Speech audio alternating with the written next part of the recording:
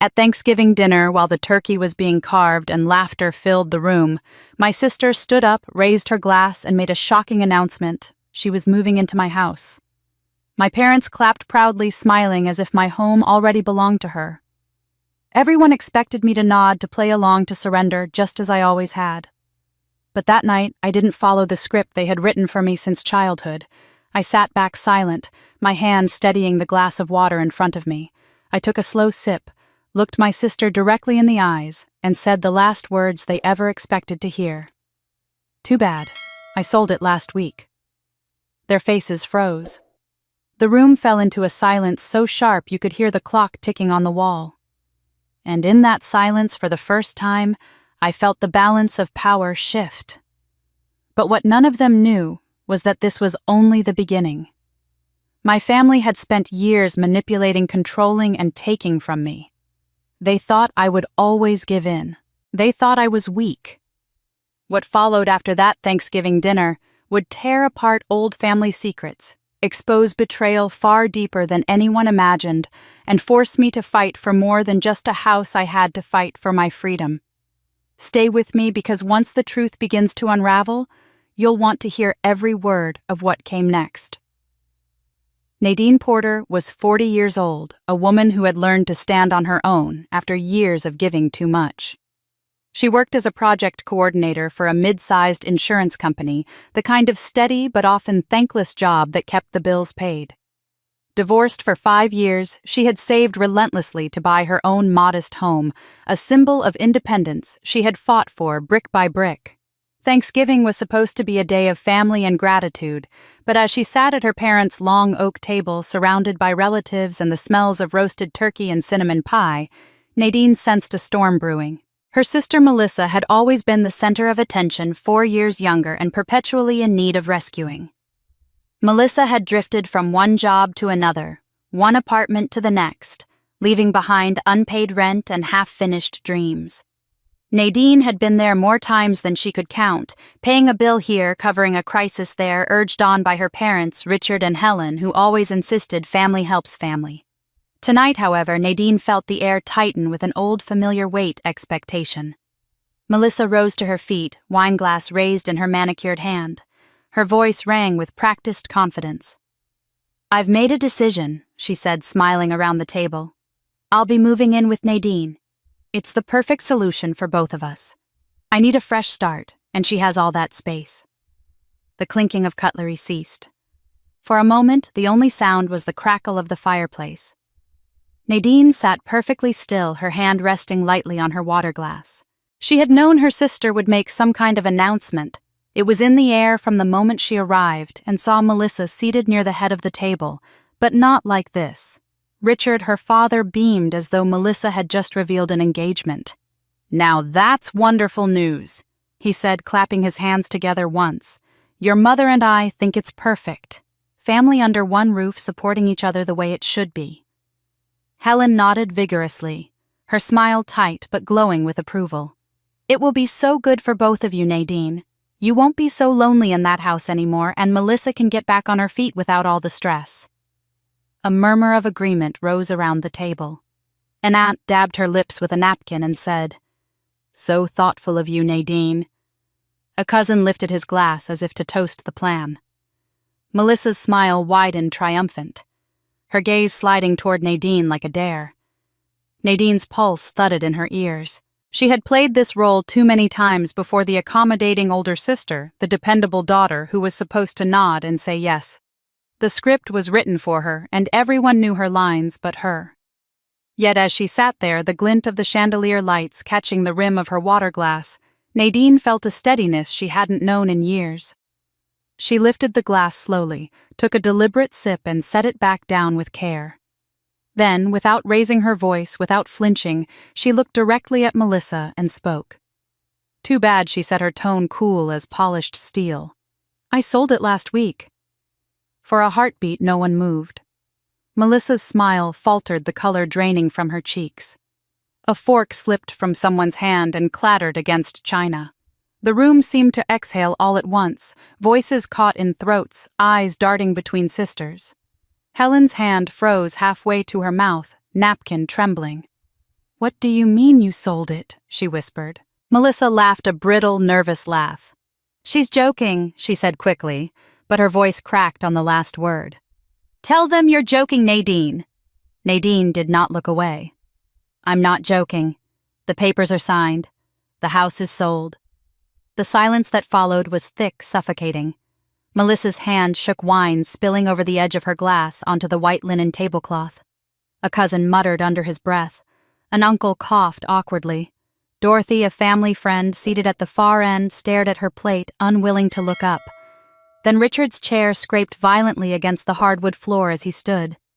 His voice cut through the stunned quiet, hard and sharp. "Cancel that sale. We won't allow it." The words hung in the air like a challenge, like the strike of a match against flint. Nadine felt her heart hammer once in her chest, but she didn't flinch. She knew in that moment that the battle for her home and her independence had only just begun. Richard's command still echoed through the dining room, the authority in his voice as sharp as the knife that had carved the turkey. No one moved. Nadine sat rigid in her chair. Her water glass untouched, her jaw locked tight. Then the silence shattered with a wail. Melissa's voice broke into sobs, her wine glass clattering against the table as she buried her face in her hands. "You've ruined everything," she cried. "You knew I needed your help, Nadine, and you went behind my back. You sold the house just to spite me. How could you be so selfish?" Helen pushed back her chair with a scrape and leaned across the table, her eyes flashing. "Melissa, sweetheart, don't cry," she murmured, patting her daughter's shoulder before turning her gaze on Nadine. Her voice hardened into a blade. "Do you see what you've done? You've humiliated your sister in front of the entire family, on Thanksgiving of all days. How could you be so cruel?" The words fell heavy in accusation Nadine had heard in different forms her entire life. Cruel, selfish, difficult. She wanted to respond to defend herself, but she felt her throat tighten and the weight of everyone's eyes on her. An aunt shook her head in disapproval. A cousin whispered something to his wife, both glancing at her with pity and judgment. Nadine gripped the edge of the table so tightly her knuckles whitened. She refused to let her tears show. Melissa's sobs grew louder as though she were performing for the room. "I had plans. I already told my friends I was moving in. I already started packing." "You've embarrassed me, Nadine. You've made me look like a fool." Helen dabbed her daughter's cheek with a napkin, her own expression twisting with indignation. "Your sister has always sacrificed for you, Melissa, and this is how she repays you, by selling her house in secret, by leaving you with nowhere to go. It's shameful." She turned back to Nadine, her voice sharp with contempt. "You've disgraced this family tonight." Nadine's lips parted, but no words came. Inside her chest, her heart pounded a fierce drum against her ribs. She wanted to scream to remind them all that it was her house, her money, her years of saving. But she stayed silent, her face expressionless. Only inside the storm raged. Her mind slipped backward, unbidden, to memories she thought she had buried. She was 10 again, standing in the hallway, clutching a new doll she had begged for months to receive. Melissa, only 6, had cried for it that very night. Her small fists balled her shrill demands, filling the house. Helen had taken the doll gently from Nadine's arms, murmuring, "You're older, you understand better. Let your sister have it." Nadine remembered the sting in her chest as Melissa skipped away, triumphant, hugging the doll as though it had always been hers. Another memory rushed forward, her 13th birthday. She had unwrapped a pair of ballet slippers, her dream since childhood. Before the week was out, Melissa had decided she wanted to try ballet too. Helen had sat Nadine down, her voice soft but firm. "It will mean so much to her if you share. You can let Melissa have the lessons this year. You'll get another chance." But the chance had never come. Melissa had danced. Nadine had learned to watch from the sidelines.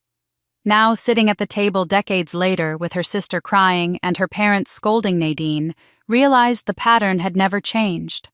She was always expected to yield to sacrifice, to disappear, so Melissa could shine. Tonight, the script was the same, only this time she had refused to play her part. The murmurs around the table pressed in on her like walls closing. Nadine pushed her chair back slowly, the legs scraping the floor, the sound louder than she expected in the charged silence. "Excuse me," she said softly, though her voice carried in the tense room. "I think I've had enough for one evening." Melissa's sobs quieted just enough for her to shoot a tear-streaked glare.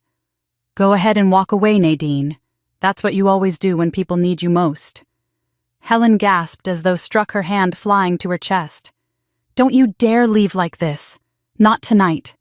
Nadine looked at her mother, then at her father, who still stood rigid, his jaw tight, his fists clenched at his sides. She saw no compassion in their eyes, no understanding, only disappointment that she had broken the pattern. She gathered her coat from the back of her chair and walked to the door. No one followed. No one stopped her. The sound of the front door closing behind her was like the slam of a gavel. The drive home was quiet, the roads nearly empty, the world outside wrapped in darkness. Nadine's thoughts churned the images of her family's faces, replaying again and again the anger in Richard's eyes, the disgust on Helen's face, the accusation in Melissa's tears. Each image stoked the fire inside her. She tightened her grip on the steering wheel, determined not to let them see her break. When she finally pulled into her driveway, the sight of her little house, her sanctuary, steadied her. She exhaled the tension in her chest, loosening slightly. But the relief vanished as soon as she opened the garage door. Stacked neatly against the wall, half hidden in the dim light, were 3 large plastic bins. She stepped closer, her stomach twisting. In bold black marker across the lids were the words, "Melissa's clothes." Her breath caught. She stood frozen in the cold air of the garage, staring at the evidence that her sister had already begun moving in, as though the announcement at Thanksgiving had been nothing more than a formality. Nadine's pulse quickened, her anger rising like a wave threatening to spill over. She realized then that the battle was no longer about words around a table, it was moving directly into her home. The sight of those plastic bins in her garage lingered in Nadine's mind all night. She barely slept, tossing in bed as questions chased each other through her thoughts. How long had Melissa been planning this? Did her parents know? Of course they did, she told herself bitterly. Nothing her sister did ever surprised them. By morning, Nadine's jaw ached from grinding her teeth, and her decision was made. She called a locksmith. The locksmith arrived just after 9, a middle-aged man with kind eyes who didn't ask questions beyond confirming her ID and proof of residence. Nadine stood by, arms crossed, as he replaced the locks on both the front and back doors. The click of the new mechanisms gave her a momentary sense of relief, a small reclaiming of control. She paid in cash, tucked the new keys into her purse, and told herself that her home was hers again. For the first time since Thanksgiving, she felt she might breathe easily. But the relief was fleeting. That evening, after another draining day at the office, Nadine pulled into her driveway with a weary sigh. The soft glow of light spilled from the kitchen window, flickering across her front lawn. Confusion swept over her. She hadn't left any lights on that morning. Heart-hammering, she unlocked the door with her brand-new key and stepped inside. The smell of onions sizzling in butter met her nose. In the kitchen, standing at her stove with a wooden spoon in hand, was Melissa. She wore one of Nadine's aprons and hummed to herself as though she belonged there. Pots bubbled on the burners, the counters cluttered with vegetables and herbs Nadine had not bought. For a split second, Nadine thought she was hallucinating. "What are you doing here?" Nadine's voice was sharp, cutting through the air like a whip. Melissa turned with a radiant smile, completely unfazed. "Cooking us dinner. I thought you'd be hungry after work." Nadine's hands curled into fists at her sides. "I changed the locks this morning." "Oh, that." Melissa waved the spoon as though brushing aside a trivial matter. "Dad gave me a spare key. You didn't think you could just shut me out, did you? Family doesn't need boundaries." The word struck Nadine like a blow. Family doesn't need boundaries. It was a phrase she had heard all her life in different tones and different contexts, each time stripping away another piece of her independence. She wanted to scream, to rip the spoon from Melissa's hand and throw her out into the night. Instead, she forced herself to breathe, to remember that anger would only feed her sister's narrative. Nadine moved stiffly to the counter, setting down her purse with deliberate care. "This is my home, Melissa. You can't just walk in whenever you like." Melissa tilted her head, her expression both innocent and sly. "But it won't be for long, will it? You sold it, remember? Seems only fair I get to enjoy it while I can." She turned back to the stove, stirring as if the conversation were already over. Nadine's pulse raced, but she swallowed her fury. She knew better than to give Melissa the satisfaction of seeing her break. She left the kitchen, her footsteps echoing on the hardwood floor, and headed for the dining table to collect herself. That was when she noticed the envelope. It sat neatly at the center of the table, a manila envelope with her name scrawled across the front in unfamiliar handwriting. Nadine hesitated, unease creeping up her spine. Slowly she slid the papers out. Her stomach dropped. It was a loan agreement, a formal document for $50,000. Her eyes darted to the signature line at the bottom. There, in bold blue ink, was her name, her full legal signature. Except it wasn't hers. The room tilted around her. Her throat went dry as she flipped through the pages, each one more damning than the last.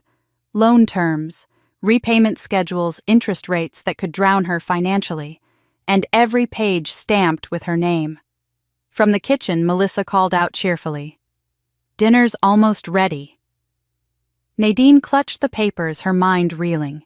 Someone had forged her signature.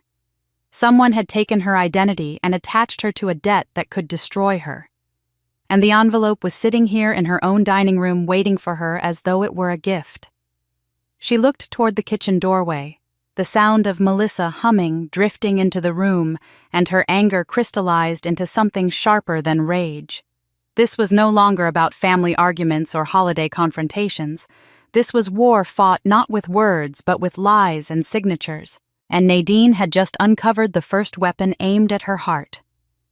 Nadine hardly slept after finding the forged loan papers.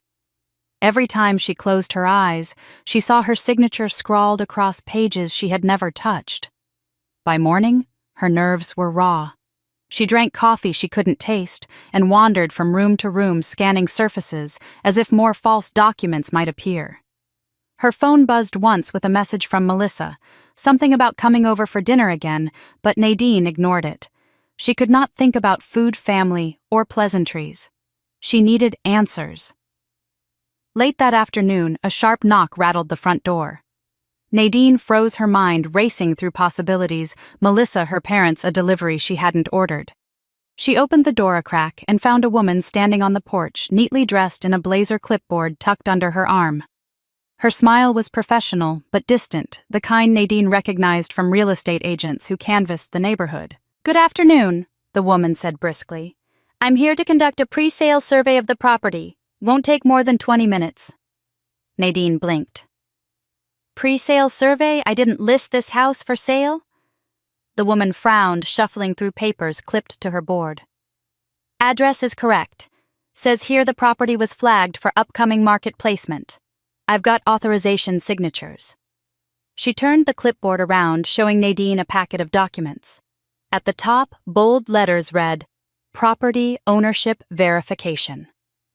Nadine's breath caught as her eyes darted down the page. Her name was there, and next to it in equally bold print was another Melissa Porter. Her knees nearly gave out. "That's impossible," she whispered. "This house is mine. Only mine." The agent, sensing the tremor in her voice, shifted uneasily. "I understand your concern, but I have to go by what's filed. According to this, the property is co-owned by Nadine Porter and Melissa Porter. Both parties signed off for pre-market evaluation." She tapped a line at the bottom of the page where two signatures sprawled in blue ink. One was Nadine's, or rather a perfect imitation of it. Nadine shook her head, clutching the doorframe for balance. "I never signed that. I never put this house on the market." The agent hesitated, lowering her voice. "You might want to look into this quickly. I've been in real estate for 20 years, and I've seen situations where family members manipulate documents. Once papers are filed with the county office, undoing it can be a nightmare. You'll want legal help." The words cut through Nadine's fog of disbelief. Legal help. Her pulse thudded in her ears. She thought of the forged loan papers on her dining table, the bins in her garage, her father handing over spare keys. The net was tightening around her, each thread drawn by her sister's hand. The agent cleared her throat. "Would you like me to leave you a card? I can recommend an attorney who specializes in contested deeds." Nadine took the card with numb fingers, murmuring her thanks, though the word felt hollow on her tongue. She closed the door behind the woman, her body trembling as though she had run a marathon. She stumbled into the living room and dropped onto the couch, the clipboard image burned into her mind. Melissa's name side by side with her own. It explained everything: the confidence at Thanksgiving, the smug smile in the kitchen, the dismissive remark about family not needing boundaries. Melissa wasn't just planning to move in, she was planning to take the house. Nadine rose and paced the room, her thoughts a storm. If Melissa's name was already on the paperwork, what did that mean for her? Could Melissa sell the house out from under her? Could she rack up debts tied to the property, leaving Nadine liable? The possibility clawed at her chest until she could barely breathe. She pressed a hand to her temple, forcing herself to think. The real estate agent had said once papers are filed. That meant Melissa had already acted, had already wormed her way into county records. Nadine imagined walking into the clerk's office demanding proof, only to have a stranger tell her that her home no longer belonged solely to her. A surge of panic swept through her, followed by a cold determination. She would not let Melissa steal the life she had built. She had worked too hard, sacrificed too much to watch her sister strip it all away with forged signatures and parental approval. Her eyes landed on the envelope still sitting on the dining table, the fraudulent loan papers spilling slightly from its open flap. Now, alongside those, she had a second piece of evidence: the deed paperwork with Melissa's name. This was no coincidence, no misunderstanding. It was a coordinated effort. Nadine gathered the documents carefully, her hands steady despite the fire in her chest. She placed them in a folder, her mind racing ahead. If Melissa had already planted her name on the deed, the next step would be to act as though the house was hers, moving furniture, inviting people in, perhaps even changing more locks. By the time Nadine tried to fight back, Melissa could claim she had been living there all along. The thought made Nadine's skin crawl. She could see it now: Melissa lounging on her couch, inviting friends over, telling neighbors the house belonged to both sisters. She would smile sweetly and say, "Nadine doesn't mind," and people would believe her just as they always had.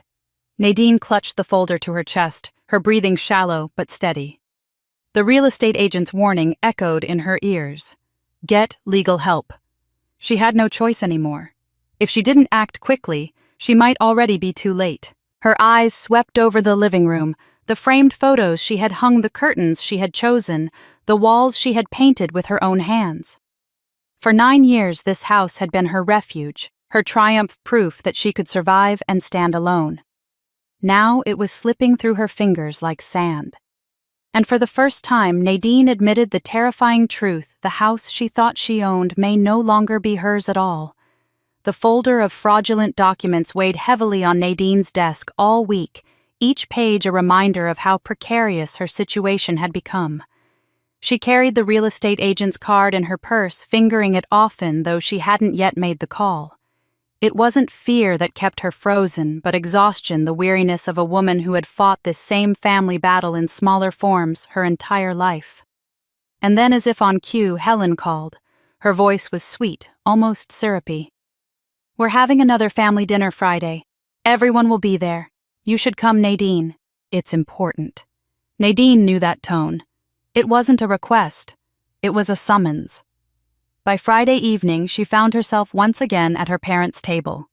The smells of roast beef and garlic mashed potatoes filled the air, but the warmth of the meal could not disguise the tension humming beneath. Melissa sat across from her, dabbing her lips with a linen napkin, eyes glittering with a smugness that set Nadine's teeth on edge. Richard cleared his throat once dessert plates were cleared away. He reached into a folder beside him and produced a crisp stack of papers. With the solemnity of a man conducting serious business, he slid them across the table toward Nadine. "Here," he said, his voice firm but calm. "Melissa has a business plan. She's starting fresh and she needs family support. These papers will make it official. It's a simple agreement.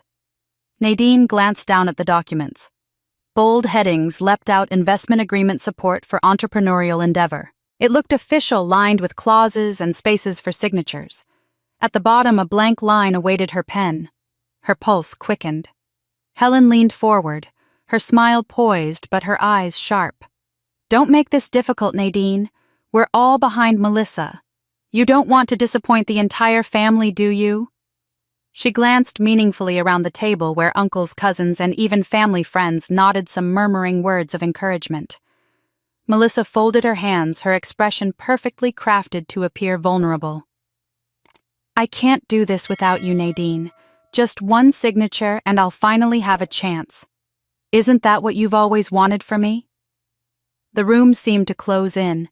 Nadine felt every eye on her, the weight of expectation pressing down like a vice. For a moment she saw herself doing it, signing the papers just to end the pressure, to stop the accusing glances and whispered judgment. Her hand twitched toward the pen. Then a soft voice pierced the haze. Aunt Susan, seated to Nadine's right, leaned in close, her lips barely moving. Don't sign. Look at the fine print. It's not business support. It's a deed transfer. The words jolted Nadine like a slap. She blinked, her focus sharpening. She scanned the dense paragraphs more carefully. Buried among the clauses was a line that made her stomach drop. The undersigned agrees to transfer partial ownership of property located at, followed by her address. Her house. Her head snapped up, eyes locking with Melissa's. The faint smirk tugging at her sister's lips told Nadine everything she needed to know. This wasn't about a business. It never had been. It was a trap dressed up in legal language designed to trick her into giving away the very roof over her head. Her hand trembled, but she pushed the papers back across the table. No, she said, her voice low but steady. I won't sign. The room erupted. Richard slammed his hand on the table, rattling silverware. You ungrateful girl, do you want to destroy this family? After everything we've done for you? Helen's voice rose shrill with fury. All we ask is one signature, and you can't even give that. Shame on you, Nadine. Shame. Melissa's eyes filled with tears, perfectly timed, her voice breaking. I knew you wouldn't help me. You never do. You'd rather see me homeless than lift a finger. The chorus of disapproval swelled, cousins muttering and uncle shaking his head in disgust. Nadine sat in the eye of the storm, her hands folded in her lap, her expression calm. Inside, her heart raced, but she clung to Aunt Susan's warning like a lifeline. She stood slowly, her chair scraping against the hardwood. If this is what family means to you, lies, manipulation, betrayal, then I want no part of it. Her voice cut through the noise, silencing the room for a moment. Helen gasped, as though Nadine had struck her. Richard's face flushed crimson. Melissa let out a choked sob. But Nadine didn't stay to watch their performance. She turned, collected her coat, and walked toward the door, each step steadier than the last. As she stepped into the cool night air, her pulse began to slow. She realized how close she had come. One hurried signature, one moment of weakness, and everything she had fought for would have been gone. They had almost stolen her home right under the guise of family loyalty. The papers, the signatures, the false smiles, all of it had been a carefully laid snare. And Nadine knew with a chilling certainty that her sister and her parents would not stop. Tonight had only been another attempt. Next time they might be smarter, subtler. She could not afford to let her guard down again. She pulled the car door closed, gripping the steering wheel as if it were an anchor. She had escaped by inches, but the war for her home, her freedom, was far from over. The night after the family dinner, Nadine lay awake staring at the ceiling, her mind replaying every moment at the table. The stack of papers Richard had slid toward her was still vivid in her memory, the smirk on Melissa's face as clear as if she were standing in the room. Nadine's chest tightened when she thought of how close she had come to signing away her home. She had escaped, but she knew it was only temporary. They would try again. The next morning, as she sat at her desk in the office nursing a mug of lukewarm coffee, her phone rang. The number on the screen displayed her bank's name. She frowned. Pressing answer. "This is Nadine Porter," she said cautiously. "Good morning, Ms. Porter." A man's voice replied, professional and polite. "This is Daniel from First National Bank. I'm calling to confirm details regarding the $60,000 loan you co-signed last week. We noticed some irregularities and wanted to verify directly with you." The words slammed into Nadine like a physical blow. "I'm sorry, what did you just say?" she demanded. "A personal loan for $60,000, Daniel repeated. "Taken out under the names of Nadine Porter and Richard Porter with a secondary guarantor listed. We wanted to make sure the terms are correct." Nadine's hands went cold. Her father's name. Melissa must have convinced him to sign something again. Her voice trembled as she spoke. "I didn't sign any loan documents. This must be a mistake." There was a pause on the other end. "Ms. Porter, I have your signature here on the paperwork. It matches prior documents on file." Nadine's breath came shallow. She thought of the forged loan agreement she had found at her dining table, her name copied in perfect loops and slants. Of course it matched. Melissa, or whoever she had helping her, had gotten frighteningly good at forging her hand. "I never authorized this loan," Nadine said firmly, though her voice shook. "I never signed anything. Whatever you have, it's fraudulent." Another pause, longer this time. "I see," Daniel said carefully. "In that case, I strongly recommend you file an identity theft report immediately. We can place a temporary hold on the account, but you will need to involve the authorities." Her mouth felt dry as she whispered, "Authorities?" "Yes, ma'am," Daniel said. "This goes beyond a simple mistake. If what you're telling me is correct, someone has committed fraud in your name." Nadine ended the call with shaking fingers, staring at her phone as if it had betrayed her. For years, her battles with Melissa had been confined to the realm of family arguments, manipulation guilt. Now, with one phone call, it had spilled into something far darker. The law was involved. Her credit, her finances, her very identity were at risk. She forced herself to open her laptop. A quick search brought her to the Federal Trade Commission's identity theft page. Her heart pounded as she dialed the hotline number. After several rings, a calm female voice answered, asking for details. Nadine explained everything: the forged documents, the banks call her father's unwitting involvement. The woman on the other end listened carefully, then walked her through the first steps, filing a formal identity theft report, freezing her credit with all 3 bureaus, contacting local law enforcement. Nadine scribbled notes as fast as her hand could move, her breath coming faster with each instruction. She had thought she was exhausted before, but now she realized she had barely scratched the surface of the fight ahead. This wasn't just about her sister trying to freeload. Melissa had crossed into criminal territory, dragging their father along as collateral damage. When the call ended, Nadine leaned back in her chair, pressing her palms against her eyes. Her body shook with adrenaline, the enormity of what she faced pressing down on her. $60,000. Her name. Her father's name. Even if she proved the signatures were forged, her reputation, her credit, and her stability could be ruined in the meantime. She thought of Richard, her once proud father, now so easily manipulated by Melissa's tears and pleas. Had he known what he was signing? Or had Melissa slipped the papers under his pen with soothing lies? Nadine imagined him nodding, believing he was helping his youngest daughter, never realizing he was endangering his eldest. Anger mixed with pity in her chest until she could hardly breathe. Nadine rose and began pacing the length of her living room. Every photograph on the walls, every cushion on the couch seemed to mock her. This house had been her sanctuary, her proof that she could build a life after the collapse of her marriage. Now, between fraudulent loans and forged deeds, it felt like quicksand beneath her feet. She stopped at the dining table, staring at the folder where she had tucked the earlier forged loan papers. She added her new notes from the bank, call her scribbles about the FTC's instructions, the agent's warnings. Piece by piece, a case was building not just against Melissa, but against the entire facade her family had created. For the first time, Nadine understood the scale of what she was up against. This was no longer a private family matter that could be hidden behind closed doors. This was a legal war, and if she didn't fight it head-on, she stood to lose everything she had built, not just her house, but her future. Her hand steadied as she slid the folder closed, a spark of determination breaking through the haze of fear. She had survived betrayal before, but this was different. This time she would need more than resilience. She would need the law. The folder of evidence on Nadine's dining table grew thicker by the day, and with it came the crushing realization that her sister's schemes were no longer confined to whispered arguments or forged papers.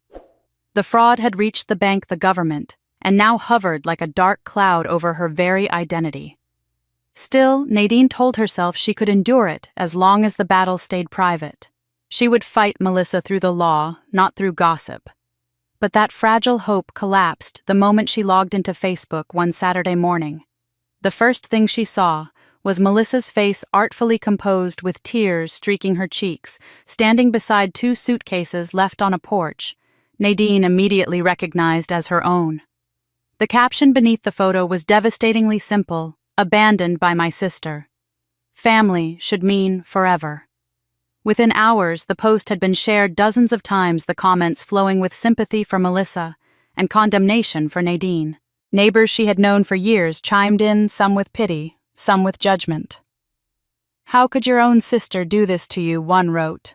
Another, "Shame on her." Blood is blood. Nadine's stomach twisted as she scrolled further, seeing acquaintances she barely spoke to tagging others, adding fuel to the fire. By the time she went to the grocery store later that day, she could feel the weight of stares. Two women whispered in the produce aisle, glancing her way before quickly turning back to their cart. At the checkout counter, the clerk who usually chatted warmly with her barely muttered a hello. Nadine felt her cheeks burn, her chest tighten. It was as if Melissa's post had branded her with a scarlet letter for everyone to see. The humiliation only deepened at work the following Monday. A colleague stopped by her cubicle, his voice pitched in false casualness. "Rough weekend, huh? Family drama. Sorry you're going through that." Nadine froze, her fingers hovering above her keyboard. "What are you talking about?" she asked, though she already knew. He cleared his throat awkwardly. "Melissa's post. It's all over Facebook." He offered a sympathetic shrug, but the damage was done. Nadine wanted to crawl into the floor. It wasn't just her reputation that was being destroyed, it was her dignity, her credibility, the very image of who she was. Melissa had taken a lie and broadcast it to the world, and people believed it. Of course they did. Melissa always knew how to play the victim, and Nadine, with her silence and restraint, was easy to paint as the villain. That evening, Nadine sat in her living room, staring blankly at her phone as more notifications poured in. She felt trapped in a nightmare, every ding of her phone another nail hammered into her coffin of public shame. She didn't even notice Dorothy, her elderly neighbor and longtime friend, until a knock came at the back door. Dorothy stepped inside without waiting, a small tablet clutched in her hand. "I think you should see this," she said, her voice low but steady. Nadine frowned, her nerves frayed. "If it's more Facebook comments, I don't want to." "It's not that," Dorothy replied. She tapped the screen and turned it around. A video began to play, grainy footage from her Ring security camera. Nadine leaned forward, eyes narrowing. The recording showed Melissa arriving at Nadine's house with two suitcases in hand. She carefully placed them on the porch, then stepped back, angling her phone to take photos. After a few test shots, she sat down on one of the suitcases, rubbing her eyes until they reddened. She snapped more pictures, even pausing to practice a convincing sob before capturing the image that had gone viral. Finally, she gathered the suitcases, loaded them back into her car, and drove away. Nadine's jaw tightened, her fists clenching as the truth unfolded frame by frame. Melissa had staged the entire scene. The tears, the luggage, the posture of abandonment. It had all been theater for social media. Dorothy paused the video and looked up, her expression grave. "You don't deserve what she's doing to you. People need to see this." Nadine exhaled shakily, her fury tempered by something colder resolve. She had been humiliated, branded, shamed, but now she had proof. The lies were unraveling, and she held in her hands the first thread that could pull everything apart. Nadine watched the clip on Dorothy's tablet 3 more times after her neighbor left each replay burning deeper into her mind. The suitcases, the rehearsed tears, the false pose of abandonment. It was all there, undeniable proof of Melissa's deception. For the first time in weeks, Nadine felt the smallest surge of power. She finally had something concrete, something she could use to fight back. She tucked the clip onto a flash drive Dorothy had given her, slipped it into her purse, and promised herself she would not be the victim any longer. That resolve carried her through the next day at work and the long drive home. She was rehearsing in her mind how she might use the clip perhaps at the bank, perhaps even in court when she pulled into her driveway and noticed something was wrong. The porch light glowed, but her key refused to turn in the lock. Confused, she tried again, then moved to the back door. That lock, too, was stiff, unyielding. A sick dread spread through her chest. She stepped back onto the front walk just as 2 familiar figures emerged from the shadows near the hedges. Richard and Helen, her parents, stood there as if they had been waiting. Her father crossed his arms, his voice firm. "The locks have been changed." Nadine's throat tightened. "What do you mean the locks have been changed? This is my house." Helen shook her head. Her tone clipped. "Not anymore, Nadine. Melissa's name is on the deed. She has as much right to this house as you do. We're protecting the property until things are settled." Nadine's pulse roared in her ears. "Protecting it from who?" "From me." Richard's eyes narrowed. "From rash decisions. You've been unstable, Nadine. Selling the house behind everyone's back, causing scenes at family dinners. We won't let you destroy what belongs to both of you." The words struck her like blows. Unstable. Rash. It was the same script recycled through decades of family dynamics. They had shifted her from daughter to intruder with a few strokes of ink on fraudulent documents. Her hands shook as she pulled out her phone. "You can't do this. I'm calling the police." Minutes later, red and blue lights cut through the night. A pair of officers stepped out, their presence steadying Nadine's trembling knees. She explained quickly, words tumbling out, pointing to the locks to her parents, to the folder of forged papers in her car. At last, she felt sure someone would see the truth. But the officer's reply made her stomach sink. "Ma'am, I understand your frustration," he said gently, "but her name is on the deed. That makes this a civil dispute, not a criminal matter. We can't force entry or remove anyone tonight. You'll need to take this to court." Nadine's mouth fell open. "You mean I can't get into my own home?" The officer shook his head. "Not unless you resolve it legally. For now, we suggest you find another place to stay." The words hollowed her out. She stared at the officers, at her parents standing smugly behind them, at the house glowing warm and unreachable behind locked doors. Her house, her sanctuary, her dream reduced to a battlefield she couldn't even enter. By the time the patrol car pulled away, Nadine was trembling with fury and despair. Her parents didn't speak again. They only stood watching as she climbed into her car. She refused to let them see her break. With stiff hands on the steering wheel, she drove away into the dark.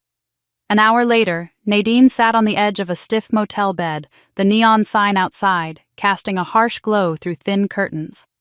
The smell of bleach and stale air clung to the room. She clutched a lumpy pillow against her chest, curling into herself, as if it could shield her from the weight of everything pressing down. Tears spilled hot and unchecked, soaking the fabric as sobs tore free from her throat. She had lost her home, at least for now. She had been branded unstable by her parents, slandered by her sister, dismissed by the law. All she had left was the proof tucked into her purse, a handful of documents, and one damning video clip. As she cried, her body shaking, one thought circled endlessly in her mind: she had never felt so utterly alone. And yet deep beneath the despair, another truth flickered. This wasn't the end. It couldn't be. The fight had just begun, and she would have to find the strength to keep going, even if she had to do it from a motel room with nothing but a pillow to hold. The motel room felt colder the next morning, as if the thin walls themselves had absorbed her tears from the night before. Nadine dragged herself up, splashed water on her face, and told herself she would not let Melissa win. Yet before she could even decide on her next step, her phone buzzed with a message from her mother. Family meeting. Tonight. Don't make things worse by not showing up. It wasn't an invitation, it was a demand. By evening, Nadine drove reluctantly to her parents' house.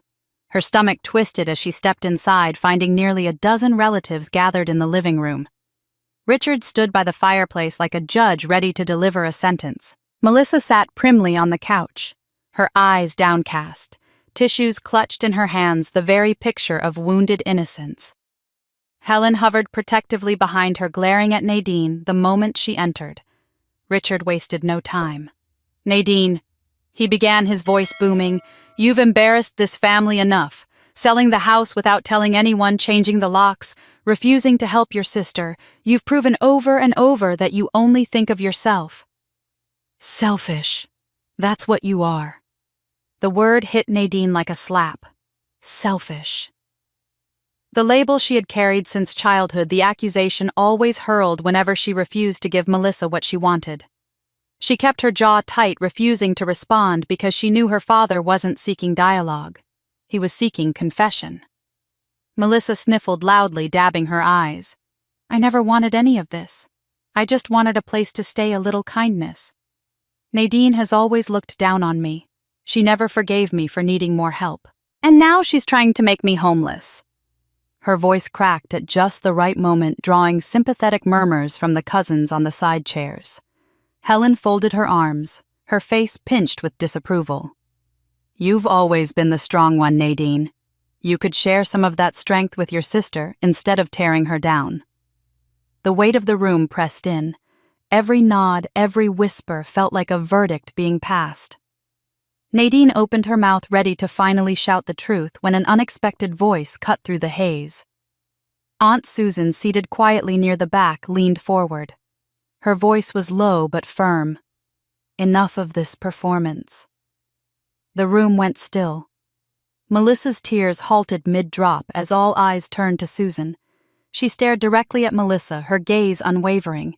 Do you want me to remind everyone about Ryan? Or should Nadine be the first to hear that story? Melissa's face drained of color. Aunt Susan? She stammered. That's not fair? Susan didn't flinch. Fair, you forged Ryan's signature on those credit applications. You convinced him to co-sign a lease he never agreed to. When the truth came out, he nearly lost his car, his job, his credit. You left him in ruins. Do you deny it? Gasps filled the room. Nadine's heart slammed against her ribs as she absorbed the revelation. Her sister had done this before. The forged loan, the deed transfer, the staged photos, it wasn't new behavior, it was a pattern. Melissa shook her head violently, tears springing fresh. That was years ago. I was young. I didn't know what I was doing. Susan's eyes narrowed. You were 26. Old enough to know exactly what you were doing. And now you're doing the same thing to your sister. Everyone here needs to stop pretending this is new. Melissa has always taken, always manipulated, and Nadine has always been forced to clean up the mess. The silence that followed was heavy, broken only by Melissa's shallow breaths. Richard shifted uncomfortably, his face darkening, while Helen pressed her lips into a thin line, refusing to meet Nadine's eyes. For the first time in years, Nadine felt the tide shifting. She looked at her aunt, gratitude welling in her chest, and then at Melissa, who sat rigid, her mask slipping under the weight of exposure. Nadine's mind replayed every memory, the doll, the ballet slippers, the countless sacrifices demanded of her, and now this. It wasn't random, it wasn't bad luck. It was who Melissa was. As Nadine rose to her feet, her voice steady despite the storm inside, she finally understood what she was up against. This wasn't a single betrayal. It was a lifetime of them. And if she didn't stop it now, it would never end. Nadine drove home from the family meeting with her aunt's words echoing in her head. Melissa's cruelty wasn't an accident, wasn't the product of stress or misfortune. It was a pattern as old as their childhood, and Nadine had been the convenient victim of it all. The motel room welcomed her back with its stale air and scratchy sheets, but she no longer cried into the pillow. Instead, she sat upright at the edge of the bed, staring at her phone screen, weighing her next move. For the first time in her life, she knew she could not fight this war alone. The next morning brought a knock at the door of her temporary refuge. When Nadine opened it, she found Dorothy standing there, a thermos of tea in her hands, and concern etched across her wrinkled face. "Come over to my porch," she said gently. "I think we need to talk." Nadine followed her neighbor across the street, the cool morning air biting her cheeks. Dorothy's porch was familiar, a place Nadine had passed 100 times without giving it much thought, but today it felt like a sanctuary. Dorothy poured the steaming tea into mismatched mugs, setting one before Nadine. "Drink," she urged. "You need something warm in you." Nadine wrapped her hands around the mug, the heat sinking into her palms. For a long moment she didn't speak, but Dorothy did. "I've seen what your sister is doing," she said simply. "I saw the Facebook post. I also saw my own security footage. You don't deserve this, Nadine, and you're not the first woman in this neighborhood to go through it." Nadine blinked, surprised. Dorothy's expression softened with memory. "When my brother's life fell apart years ago, he moved in with me. At first it seemed harmless, just a temporary arrangement, or so I thought. But then came the mail addressed to both of us, the credit cards in my name, the arguments about who really owned the house. By the time I realized what he was doing, my savings were gone and my home nearly slipped out of my hands." Nadine's stomach clenched. "What did you do?" "I fought," Dorothy replied, her eyes steady. "And I nearly lost. But I found help. There are lawyers out there who specialize in this, women who know exactly how family can turn into predators." She reached into her sweater pocket and pulled out a folded slip of paper. She placed it on the table between them. "Her name is Elaine Harper. She works with women who've been financially abused by relatives. She's saved me from losing everything. She can help you too." Nadine picked up the slip, her fingers trembling slightly. A simple name and number written in neat cursive. She stared at it as though it were a lifeline thrown to someone drowning. For the first time in weeks, Nadine felt the weight in her chest ease slightly. She wasn't alone in this nightmare. Someone else had been through the same fire and had found a way out. The relief was almost too much to bear. Her eyes stung as she looked up at Dorothy. "Why are you helping me?" Dorothy gave a small smile. "Because once someone helped me, and because I know what it feels like to be told you're selfish when all you're doing is trying to survive. You deserve to keep what you've built. You deserve to breathe in your own home without fear." The words pierced Nadine's defenses, reaching the core of her exhaustion and pain. For the first time, she allowed herself to believe that she had allies, that she didn't have to stand against her sister and her parents completely alone. The two women sat together on the porch until the tea ran cold, talking in low voices. Nadine told Dorothy about the loan papers, the deed transfer, the bank call, and the humiliation at the family dinner. Dorothy listened without judgment, her steady presence grounding Nadine in a way she hadn't realized she needed. When the sky began to darken, Nadine stood to leave, clutching the slip of paper tightly in her hand. She hugged Dorothy, holding on longer than she expected, gratitude flooding her chest. As she walked back toward the motel, the decision solidified in her mind. She could no longer afford to delay. Tomorrow she would call Elaine Harper. She would sit across from a lawyer who understood, who could fight for her rights and her future. She would not let Melissa, Richard, or Helen strip her of everything she had worked for. In that moment, standing beneath the hum of the motel sign, Nadine knew that she had just taken the first step from victim to fighter. The next morning, Nadine sat at the small desk in her motel room with Dorothy's slip of paper beside her phone. She had rehearsed what she would say when she finally dialed Elaine Harper's office. But before she could work up the courage, she opened her laptop to check her bank accounts. The screen loaded slowly as though stalling before delivering a blow, and then the numbers appeared. Her checking balance was $12,000 lighter than it had been just 3 days earlier. For a moment, she couldn't breathe. She refreshed the page, thinking it must be a glitch, but the deficit remained. Panic surged through her chest. That money wasn't luxury. It was her safety net, the funds she had scraped together after months of overtime, skipped vacations, and frugal living. It was the one thing standing between her and financial collapse. Her fingers shook as she clicked through the account activity. The withdrawal hadn't been made in person. It came from an online transfer. She drilled down into the security log, desperate for answers. And then she saw it. The login device wasn't hers. It listed as iPad, Helen Porter, her mother's tablet. Nadine's pulse thundered in her ears.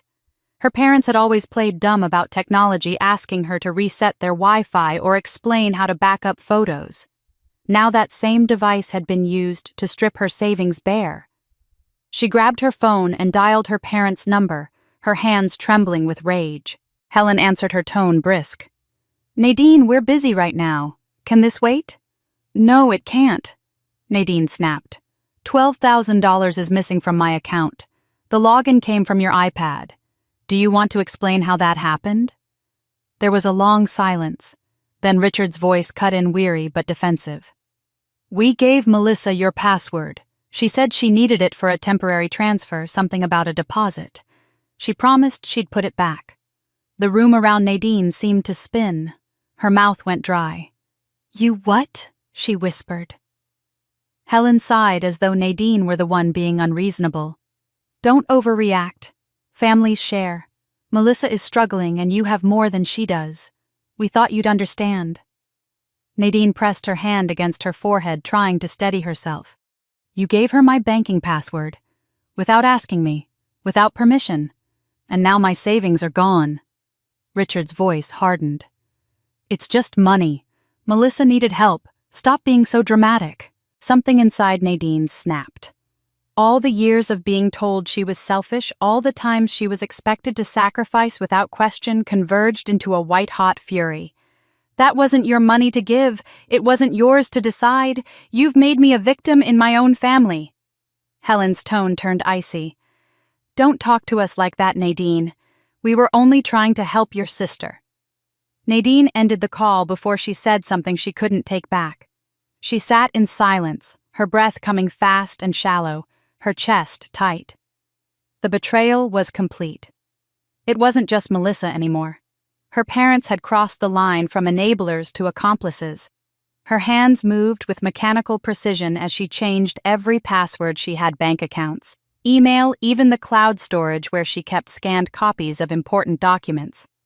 She added two-factor authentication, wrote down recovery codes, and locked them in her purse. Every click of a new password felt like nailing boards across the door of her life, a desperate attempt to keep out the very people who were supposed to protect her. When she finally closed her laptop, the motel room felt suffocatingly small.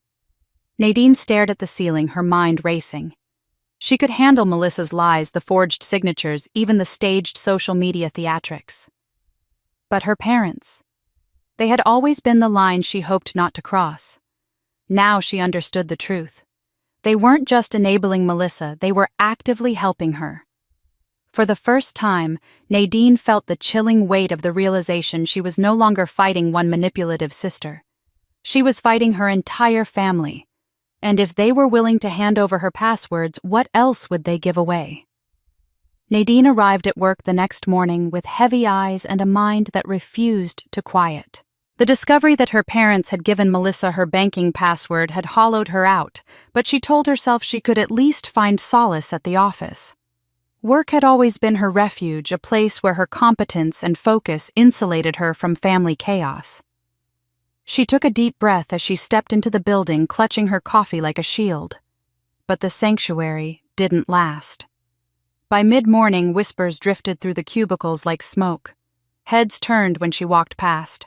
Conversations stopped abruptly when she entered the break room. Nadine ignored it at first, assuming paranoia, until her mentor Sharon intercepted her near the elevator. Sharon, a woman in her late 50s with sharp eyes and a calm voice, touched her arm gently. "Brace yourself," she said quietly. "Your sister is here." Before Nadine could respond, the doors to the reception area opened and Melissa stumbled in. Her eyes were swollen mascara streaking down her cheeks, and she carried herself with the exaggerated fragility of someone auditioning for sympathy. The receptionist tried to stop her, but Melissa brushed past her sobs echoing down the hall. "I just need to talk to my sister," she cried, her voice carrying enough to draw half the office to their feet. Nadine froze at her desk, heat flooding her face. Melissa rushed toward her, collapsing dramatically against the edge of the cubicle. "How could you do this to me, Nadine?" she wailed. "You're my only sister, and you're making me homeless, bankrupt, and alone. Everyone needs to know what kind of person you really are." Gasps rose from nearby desks. Nadine felt the eyes of her colleagues on her like needles. Whispers rippled words like cold, heartless, unbelievable. She wanted to defend herself, to shout the truth about the forged deeds and the stolen money, but she knew how it would sound in this setting. The office wasn't a courtroom, it was a stage, and Melissa had already claimed the role of victim. Nadine clenched her jaw, standing tall. "This is not the place, Melissa," she said evenly, though her voice shook with suppressed rage. "You need to leave." Melissa let out another dramatic sob. "You see, she doesn't care. Not about me, not about family. Just about her house, her money, her precious reputation." She turned to the gathering coworkers, her tears glistening. "Would you treat your sister this way?" The murmurs swelled judgment, hanging thick in the air. Nadine felt her stomach drop. Years of hard work of building respect and trust in this office could unravel with every word spilling from Melissa's mouth. Sharon stepped forward, her presence steady as stone. She placed a hand on Melissa's shoulder and spoke firmly. "That's enough. This is a workplace, not a theater. Take your performance elsewhere." Her tone brooked no argument, and after a tense moment, Melissa allowed herself to be guided back toward the lobby, her sobs fading down the hall. The crowd dispersed slowly, but the damage lingered. Nadine returned to her desk, her hands trembling as she tried to type. She could hear faint whispers, still colleagues pretending to work while sneaking glances at her. The humiliation was suffocating. A few minutes later, Sharon reappeared and gestured for Nadine to follow her into a small conference room. She closed the door and set down 2 mugs of coffee. "Listen to me," Sharon said, her voice low but fierce. "You need to set boundaries. Whatever's happening with your sister, it's spilling into every corner of your life, including here. You can't let her wreck what you've built." Nadine swallowed hard, the tears she had held back now pricking at her eyes. "I don't know how. She won't stop. My parents won't stop. Every time I push back, they find a new way to corner me."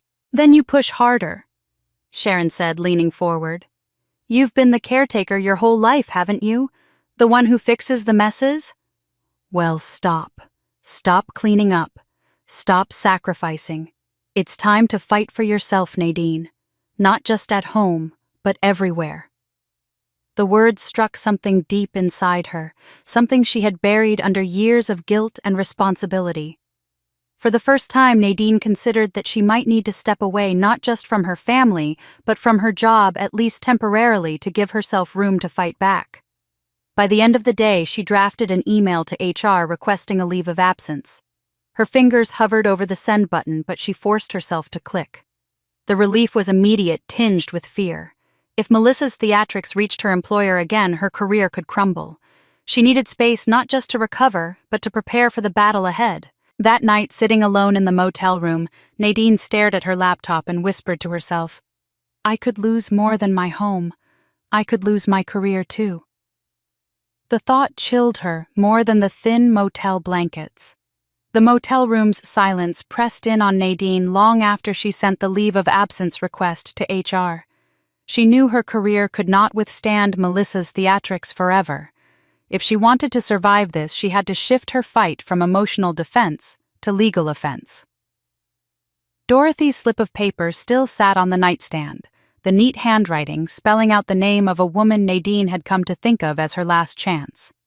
She picked up her phone and dialed.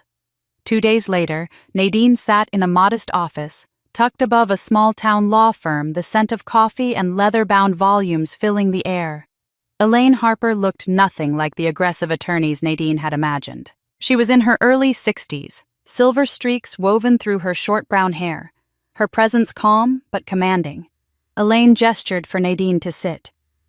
"Dorothy told me a little," she said, "but I need to hear everything in order from you." Nadine unfolded her folder of documents, her hands steady despite the pounding of her heart.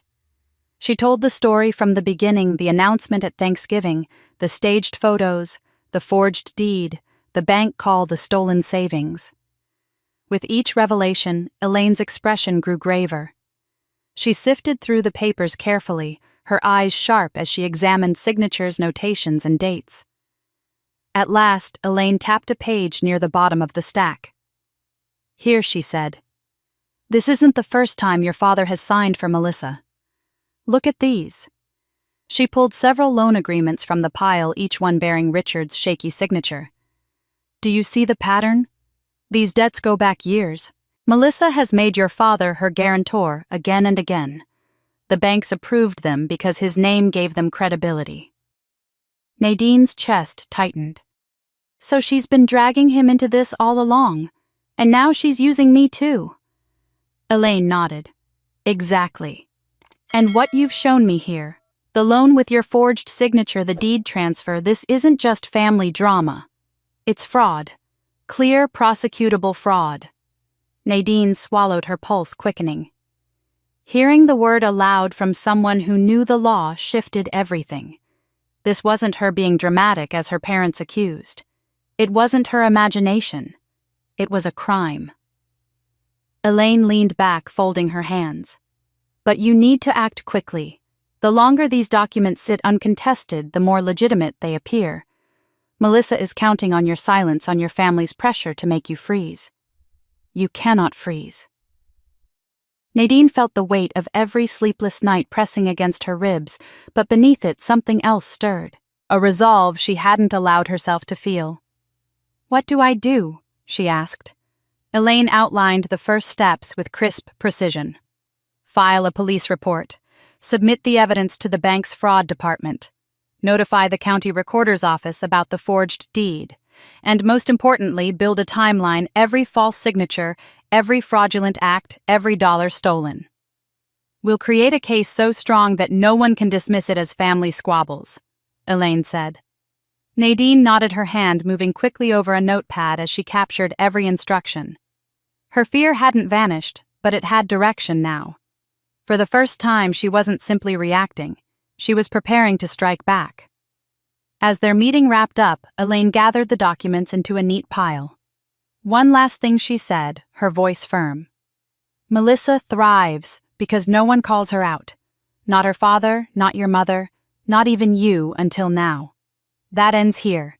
You have proof, Nadine. Use it, or you'll lose everything." Nadine met Elaine's gaze, and for the first time she felt like she wasn't standing alone on the battlefield. She had an ally with armor and weapons she had never possessed. She slipped the folder back into her bag, the weight of it heavy but purposeful. Driving away from the law office, Nadine felt her hands steady on the wheel. Her parents might see her as selfish, Melissa might paint her as heartless, but none of that mattered now. She had truth on her side, and truth documented on paper was harder to silence than any accusation. Back at the motel, she spread the papers across the desk again, this time not in despair but in strategy. She began drawing arrows, creating lists, piecing together a map of everything Melissa had done. Each note she scribbled felt like a step toward reclaiming her life. As the hours slipped into night, Nadine whispered to herself, "This time I fight." The words steadied her pulse and burned away the fog of helplessness. She could almost picture Melissa's face when the evidence was laid out in front of her, undeniable and damning. For the first time, Nadine began to believe not only that she could win, but that she would. Nadine left Elaine's office with her resolve hardened. For the first time, she felt she had the tools to push back against Melissa's manipulations.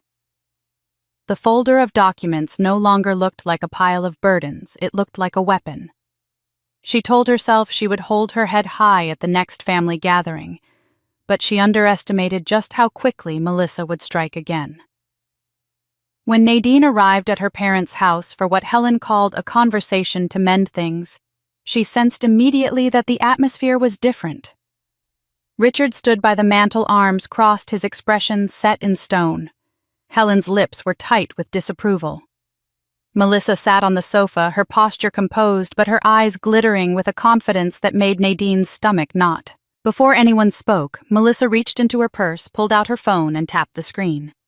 A voice filled the room, Nadine's voice. "I don't want you here, Melissa.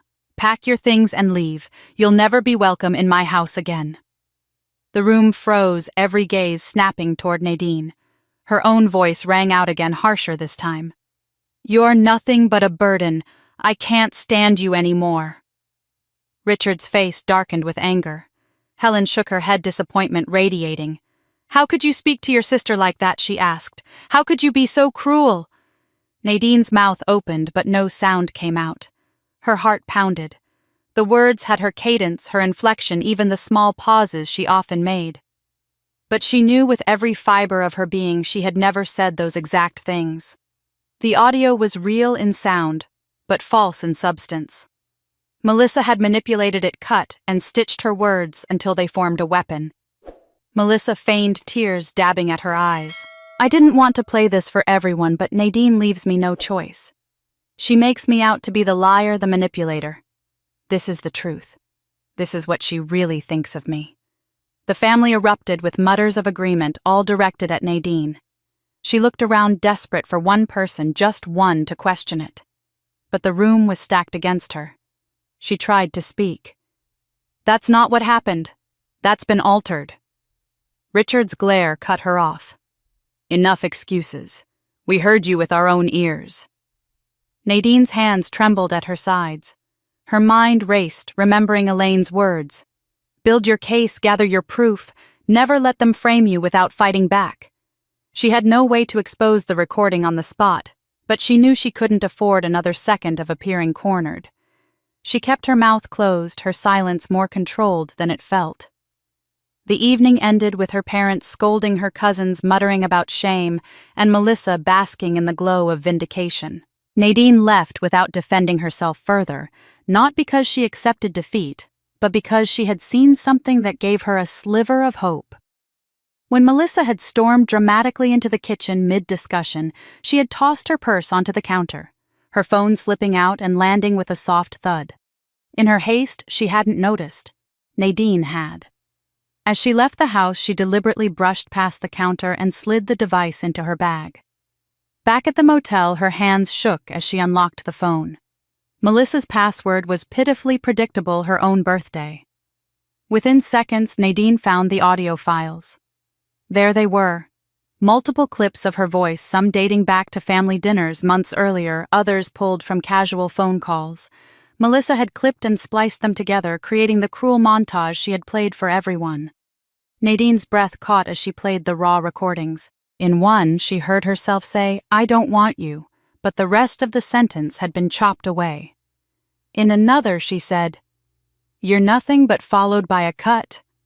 It was undeniable. She had the originals. She had proof.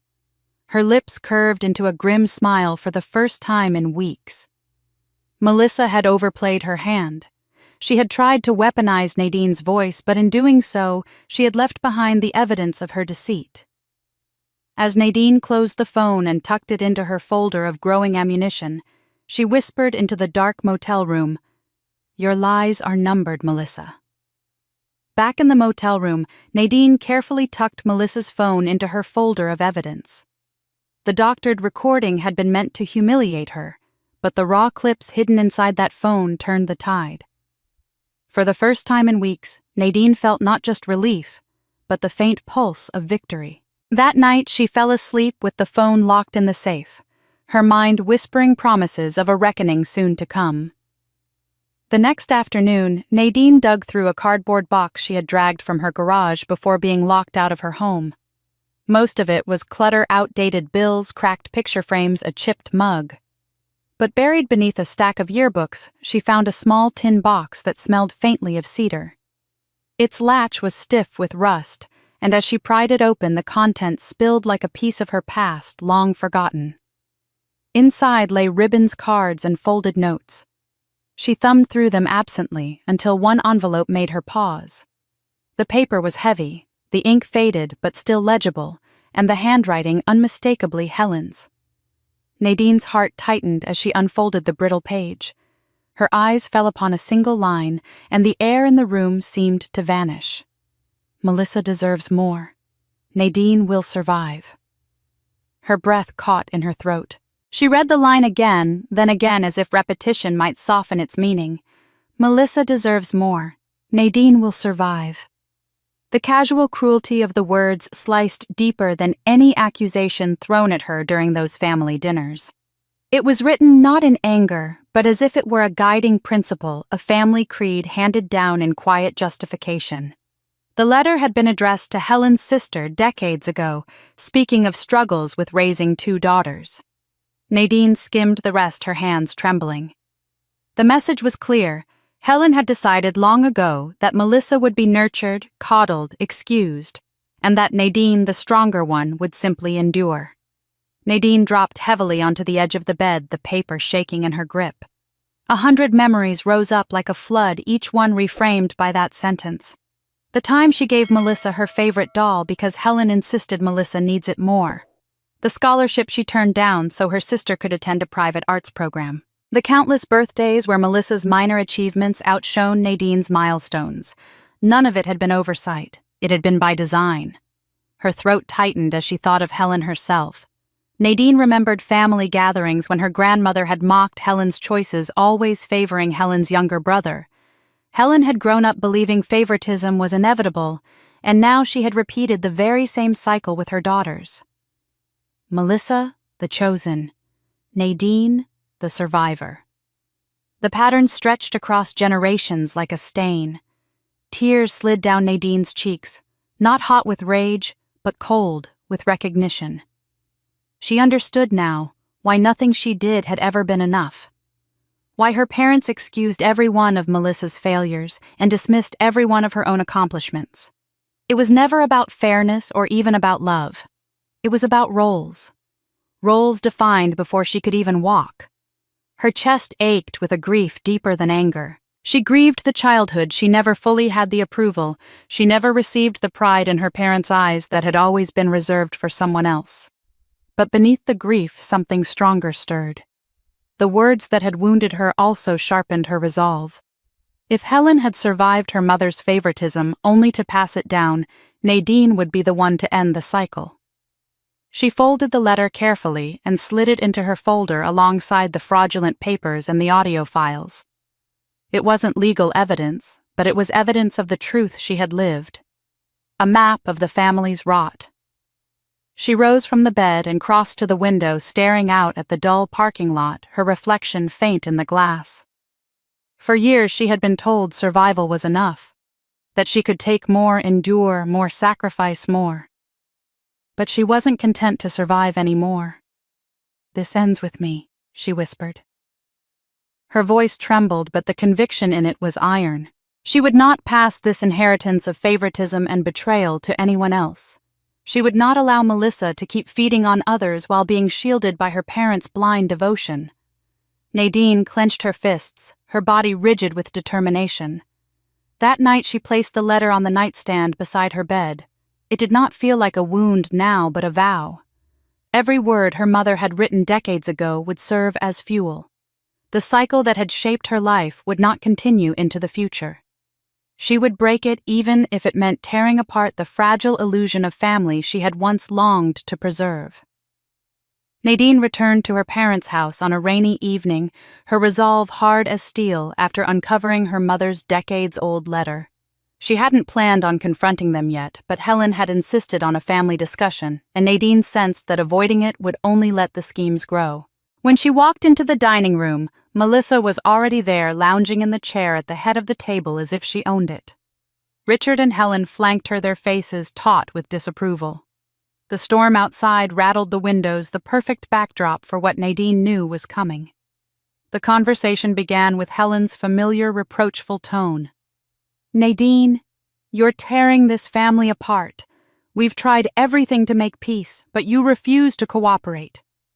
Melissa chimed in quickly, her voice trembling with manufactured hurt. I don't know what else to do.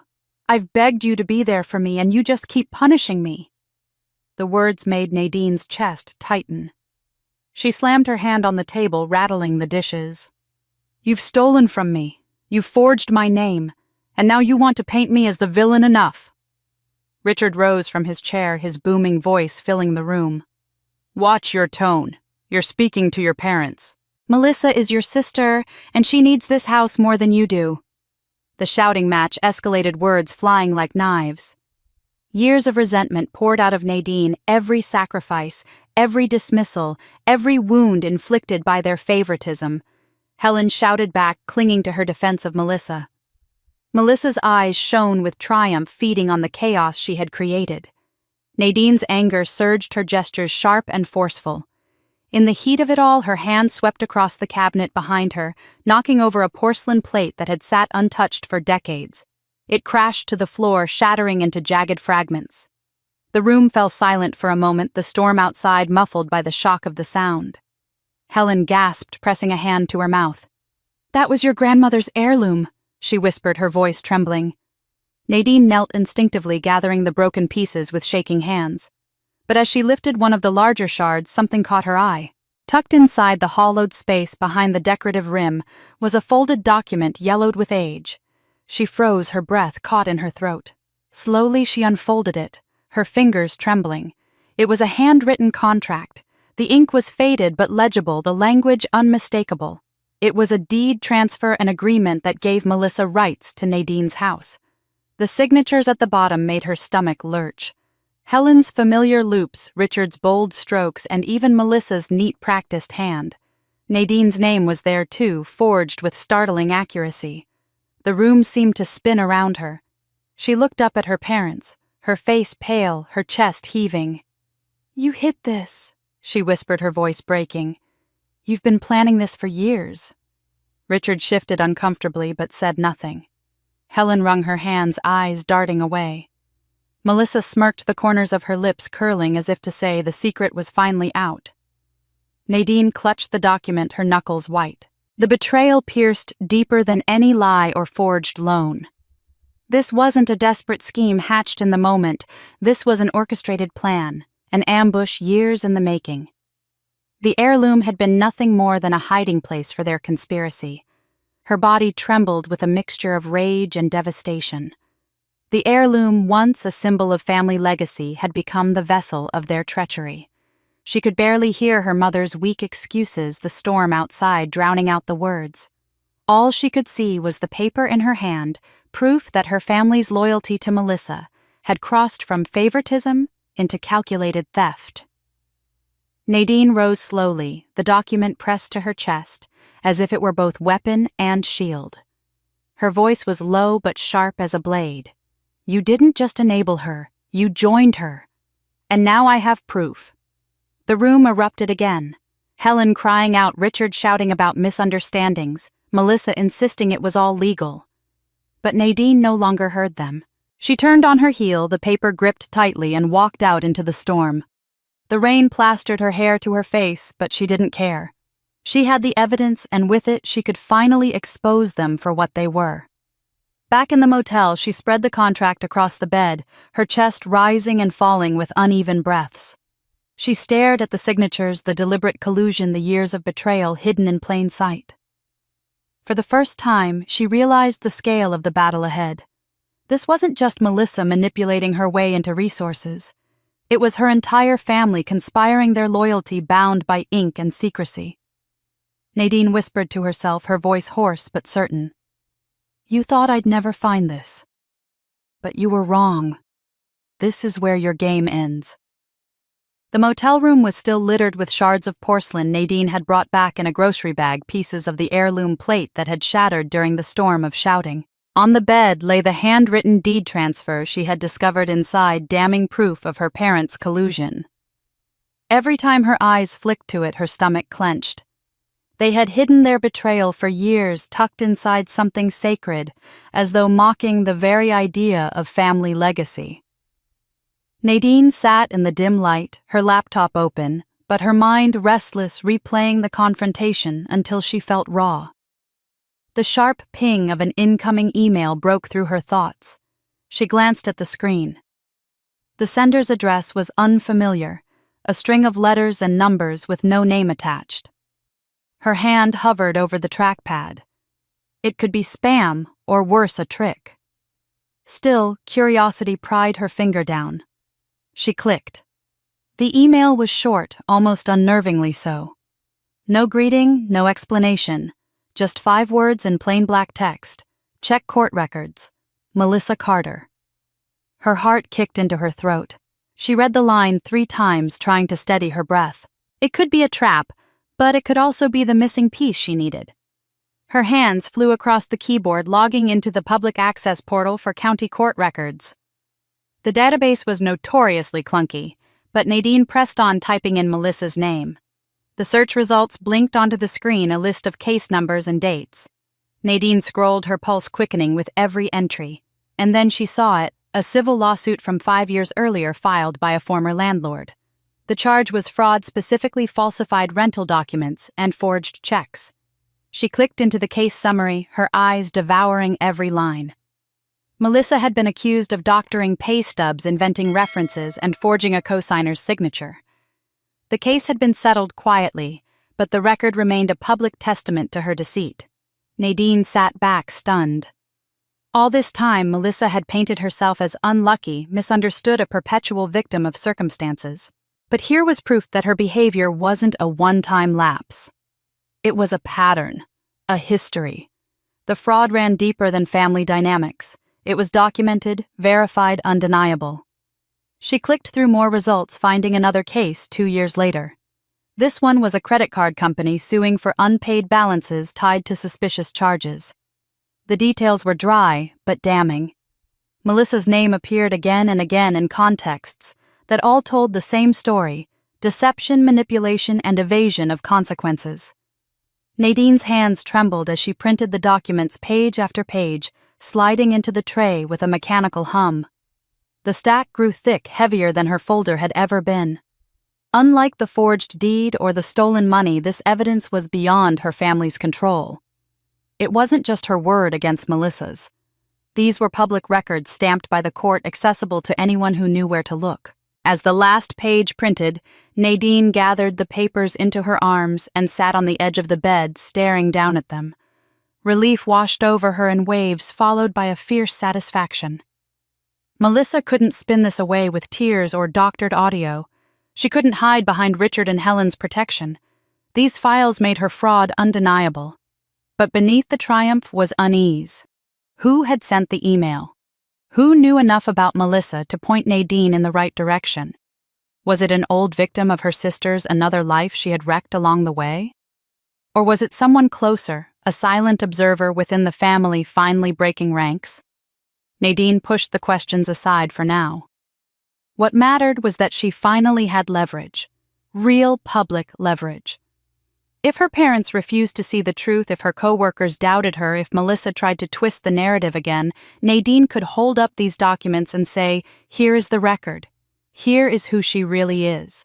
The storm outside had quieted, leaving the motel shrouded in damp silence. Nadine stacked the printed pages, neatly sliding them into the folder beside the forged deed and the salvaged audio files. She laid her hand on top of the pile, her jaw tightening. This time she whispered into the stillness, "The world will see her for what she is." Nadine stared at the thick folder resting on her motel desk, now swollen with papers that told a story no one in her family could deny. The forged deed, the doctored recordings, and now the court records that laid bare Melissa's history of fraud, all of it formed a picture so clear it would blind anyone who tried to look away. She slept little that night, her mind buzzing with how she would present the evidence. But she knew the next family gathering would no longer be about her word against Melissa's tears. This time, she had facts. The chance came sooner than she expected.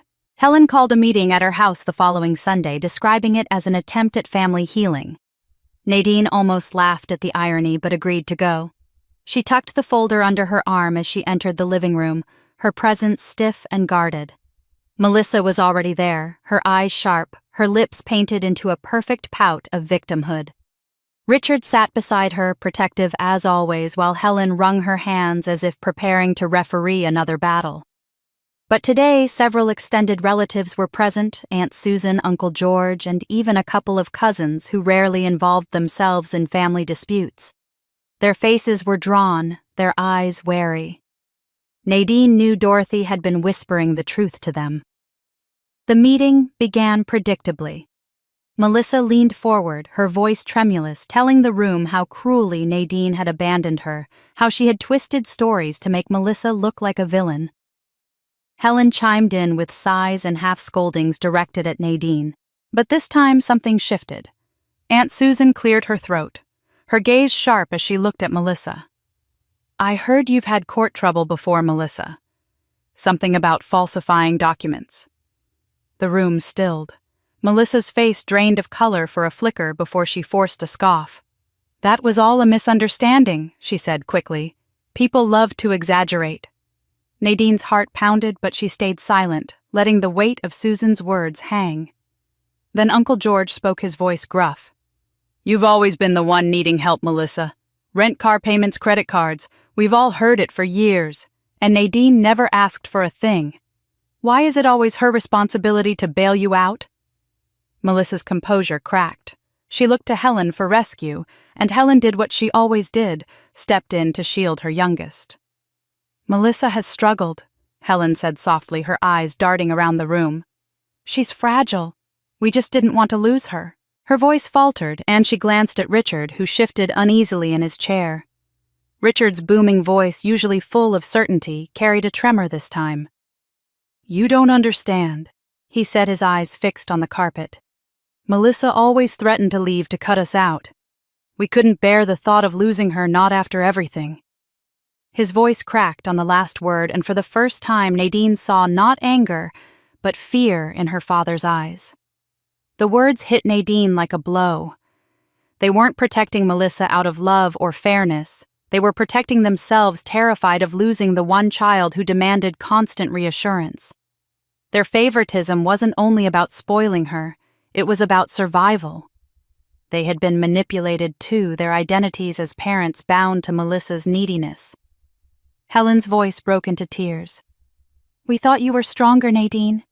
You never needed us." "She did. If we didn't give in, she would disappear from our lives. We couldn't face that." The room was heavy with the confession.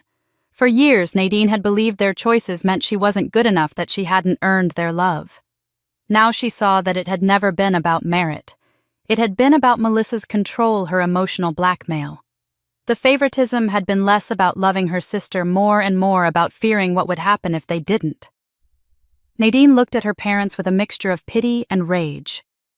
They were victims, yes, but willing ones. They had let Melissa dictate the family dynamic, allowed her to poison every relationship. And in doing so, they had sacrificed Nadine, assuming she would survive no matter what. As the murmurs of doubt spread among the relatives, Melissa shifted uncomfortably, her confidence cracking under the weight of their skepticism. For the first time, the family wasn't united against Nadine. The tide was turning. Nadine gripped her folder tightly. She had the power to lay out everything: the proof of fraud, the court records, the forged deed. She could expose Melissa in front of them all. But as she looked at her parents broken in their admission, she realized something deeper. This wasn't just about proving Melissa's guilt. It was about breaking the hold she had over them. She rose slowly, her voice steady, though her hands trembled. "You've been afraid of losing her. But in protecting her, you've already lost me." Her words lingered in the silence that followed. As Nadine walked out of the room, folder clutched against her chest, she understood for the first time that her parents weren't her enemies in the same way Melissa was. They were captives, trapped in their own fear, chained by Melissa's need for control. And if she was going to win, she would have to free herself from those chains, even if her parents never could. Nadine walked out of her parents' house that evening with the folder pressed against her chest, her heart pounding with a mix of anger and grim clarity. She finally understood that Melissa's hold over the family wasn't just about indulgence, it was about fear and dependency. Richard and Helen had been captives to their youngest daughter's emotional blackmail, but that truth didn't absolve them. It only made the betrayal sharper. She knew then that the family circle would never bring her justice. Justice had to come from elsewhere.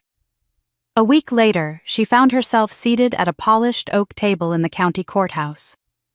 The air smelled faintly of paper and disinfectant, the walls lined with certificates and portraits of judges long retired.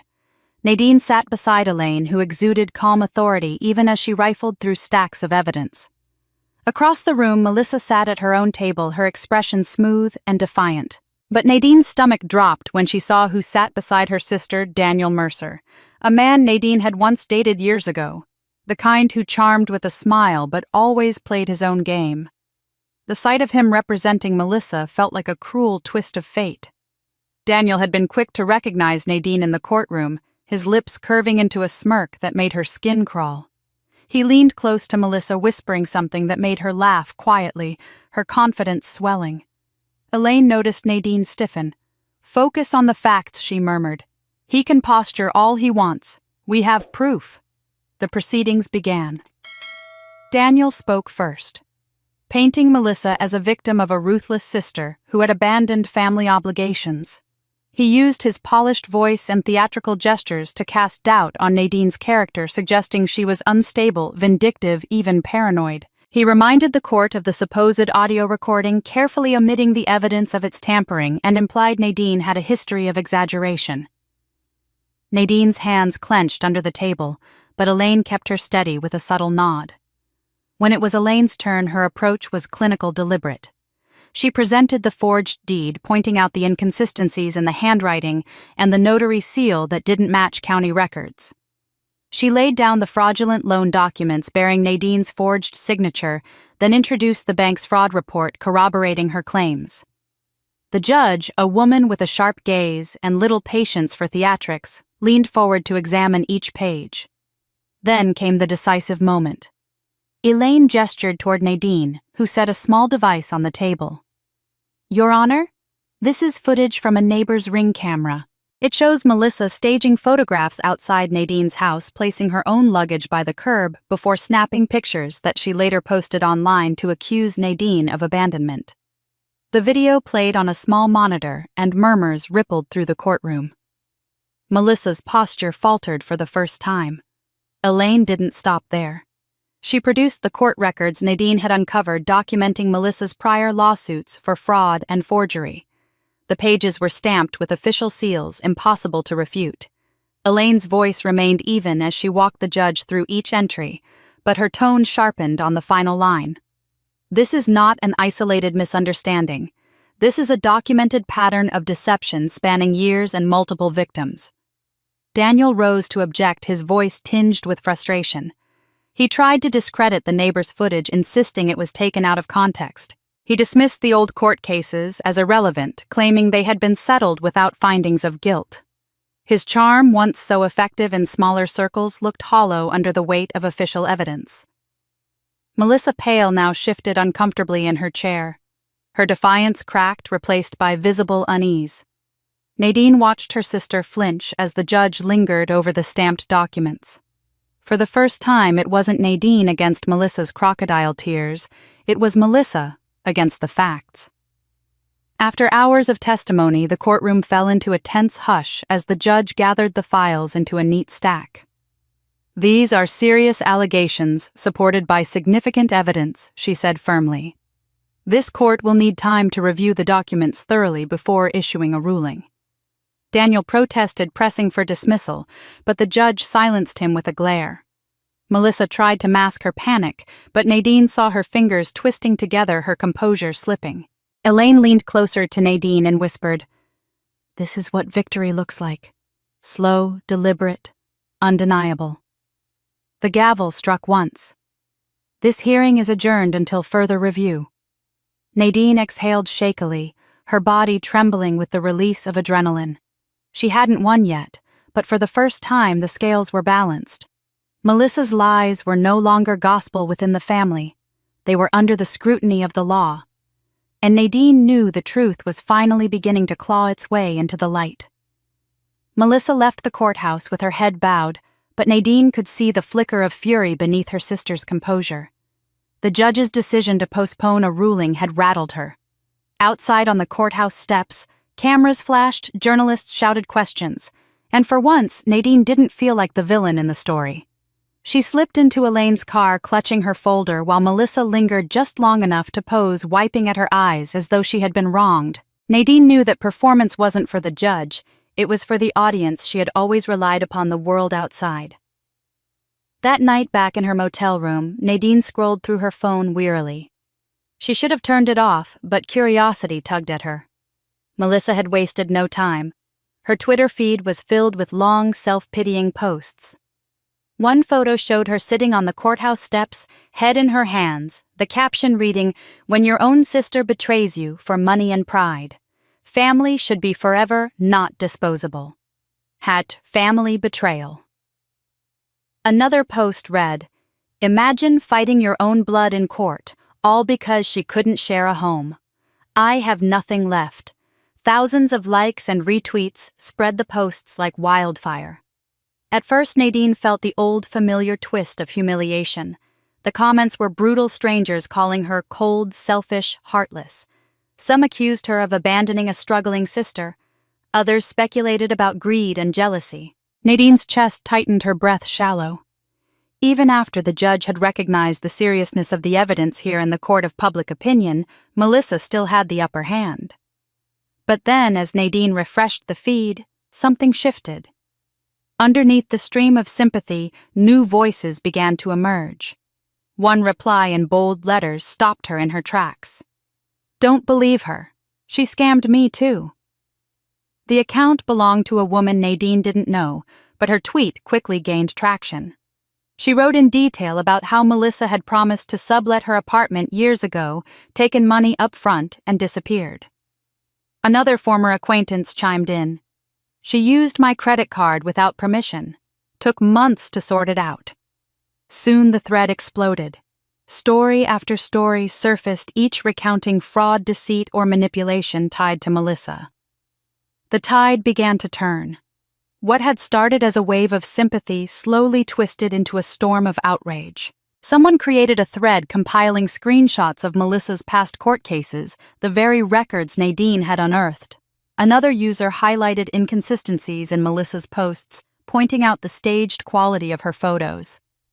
The hashtag she had started, #family betrayal, was overtaken by a new one, #justice4Nadine. Within hours, it was trending. Nadine watched in stunned silence as thousands of strangers rallied to her defense. They dissected Melissa's narrative, exposing her lies. Influencers picked up the story, framing it as an example of how manipulative family members could exploit trust. A popular women's advocacy group retweeted the thread with a statement, "To every Nadine out there, your boundaries matter." #justice4Nadine. For the first time, Nadine felt the weight of public perception lifting off her shoulders. The humiliation that had haunted her since Melissa's staged photos now gave way to something new: vindication. She wasn't just fighting alone anymore. The world was watching, and the world was beginning to see Melissa for what she truly was. Melissa, of course, fought back. She posted tearful videos insisting that the stories were fabrications, jealous attacks from people who never understood her. But her defenses only fueled the fire. Screenshots, receipts, and testimonies poured in, each one contradicting her denials. The harder she tried to salvage her reputation, the more hollow she looked. Nadine's phone buzzed with messages from colleagues and old friends. Some apologized for doubting her. Others sent encouragement, sharing the hashtag proudly. Elaine called late in the evening, her tone brisk but triumphant. "The court of public opinion isn't evidence, Nadine," she said, "but it doesn't hurt when the truth starts to spread. Melissa's credibility is collapsing."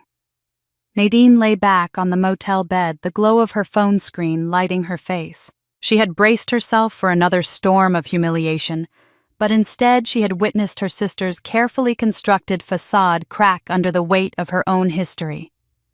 It wasn't just about the house anymore. It was about the pattern, the cycle of deceit finally being dragged into the light. As midnight approached, Nadine scrolled one last time through the trending hashtag. Thousands of strangers stood with her, their voices loud and relentless.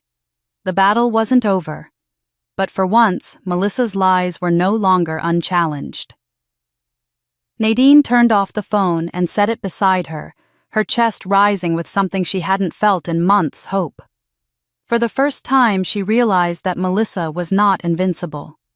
The truth had found its way into the open, and it was spreading faster than Melissa could contain it. The glow of her phone still lingered in Nadine's mind the next morning, the memory of strangers rallying behind her, flooding timelines with stories of Melissa's deceit. The hashtag had justice. For Nadine had given her something she hadn't known she needed: proof that people saw her, believed her, and no longer swallowed Melissa's narrative. For once, she wasn't alone in the fight. That realization carried her into a quiet coffee shop on Main Street, where the air smelled of roasted beans and cinnamon rolls. At the back table sat Dorothy with her calm, steady eyes, Elaine with her case files stacked neatly beside her, and Thomas leaning forward with a determined look Nadine hadn't seen before. Elaine opened the meeting without ceremony. "The final hearing is approaching fast. We need to be airtight. Melissa will throw everything she has left at you. Our job is to make sure the court sees her not as a misunderstood sister, but as a repeat fraudster." She tapped the folder in front of her, thick with the evidence Nadine had painstakingly collected. "We already have the forged documents, the fraudulent loan, the staged photos, and her history of lawsuits. What we need now is cohesion, every piece fitting into one undeniable story." Nadine nodded, her nerves taut, but her resolve unshaken. Dorothy reached across the table, placing a reassuring hand on Nadine's wrist. "You've already done the hardest part, dear. You stood up when everyone told you to stay quiet. Now it's about making them listen." Her voice carried the kind of conviction only a woman who had endured her own battles could muster. Thomas leaned back in his chair, his brow furrowed. "I haven't told many people this." He began, his voice softer now. "But when my parents died, I was expected to take care of my younger brother. He was 38, fully capable of working, but he'd never held down a job. Everyone assumed I'd just cover his rent, his bills, even his mistakes, because I was the responsible one. They said, 'You're strong, you can handle it.' But what they really meant was, 'We'll let you drown so he can float.'" He shook his head, his eyes shadowed by old memories. "It nearly ruined me. And it took years before I finally said no." Nadine listened, her throat tight. The words struck a chord so deep it ached. She had lived that same unspoken contract her entire life. Sacrifice because you're stronger, give, because you can endure, because you must. To hear Thomas say it, to see the echo of her own life in his story, made her feel less like a solitary outcast and more like part of a larger truth. She wasn't the only one expected to carry the weight of someone else's failures. Elaine looked from one to the other, her expression firm. "This is exactly what we'll show the court, that Melissa isn't just struggling, she's been enabled. Every time she's bailed out, she digs deeper into manipulation, and this time it nearly cost Nadine everything." Dorothy nodded, her voice rising with quiet strength. "And if the court doesn't stop her, she'll keep doing it. To her parents, to her neighbors, to anyone foolish enough to trust her." For the first time in weeks, Nadine felt the knot in her chest ease slightly. Here she sat, surrounded not by people demanding more of her, but by allies who believed in her, who wanted her to win, not because they needed her sacrifice, but because they saw her worth. She looked at Dorothy's steady gaze, Elaine's sharp focus, Thomas's quiet solidarity, and realized that she was no longer fighting with only her own strength. She had a circle now, a team. Elaine spread the documents across the table, the pages fanning out like pieces of a puzzle. "We'll structure the evidence chronologically. Fraudulent loan, first staged photos, second the forged deed, third, and finally the court records of her past. Each piece will reinforce the next. Daniel Mercer can try his theatrics, but facts don't flinch under cross-examination." Thomas smiled faintly. "And if you need me to testify about what it's like being forced into that role, I will. I'll stand up there and tell them what happens when families sacrifice one child to save another." Nadine's eyes stung with sudden tears. "Thank you," she whispered, "for all of this, for believing me." Dorothy squeezed her hand gently. "You don't have to thank us. You just have to win." The four of them leaned closer, heads bent over the pile of papers and strategy notes, their voices weaving together in quiet determination. Outside, the world moved on, people sipping lattes, cars rushing down the street. But at that small table, a battle plan was being forged. Nadine felt it in her bones. This was the turning point. She was no longer the isolated survivor her mother had predicted she would always be. She was part of something stronger. As the meeting ended, Elaine gathered the files into her briefcase with crisp efficiency. "The final hearing is in 2 weeks. Between now and then, we prepare. No distractions, no fear. We go in ready to finish this." Nadine stood, her spine straight, her jaw set. She looked around at her circle of allies and felt a flicker of something that had been absent for far too long: belief in herself.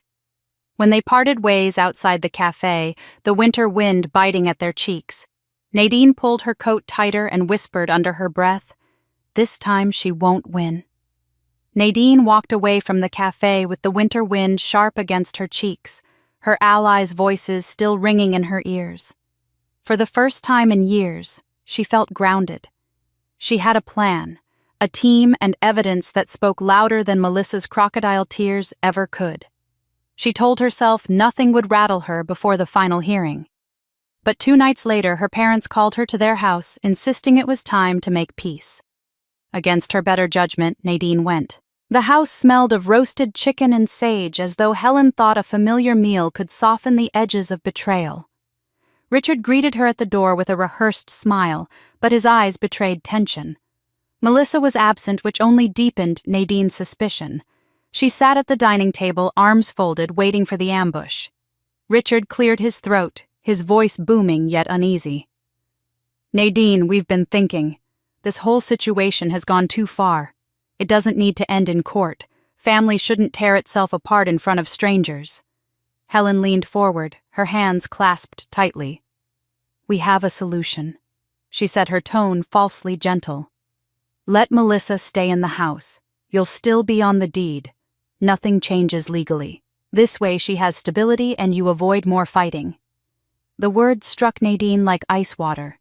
She stared at them, stunned at the audacity. After everything. After the forged deed, the stolen money, the staged humiliation, they were asking her to let Melissa back into her sanctuary as though nothing had happened. "You want me to let her move in?" Nadine said slowly, her voice low, "while I keep paying for everything, just so you don't feel guilty." Richard bristled. "It's not like that. Think of it as a compromise. Everyone wins." Before Nadine could answer, Elaine's voice rang in her memory. She had warned Nadine about this exact trap, explaining squatters' rights in states across the country.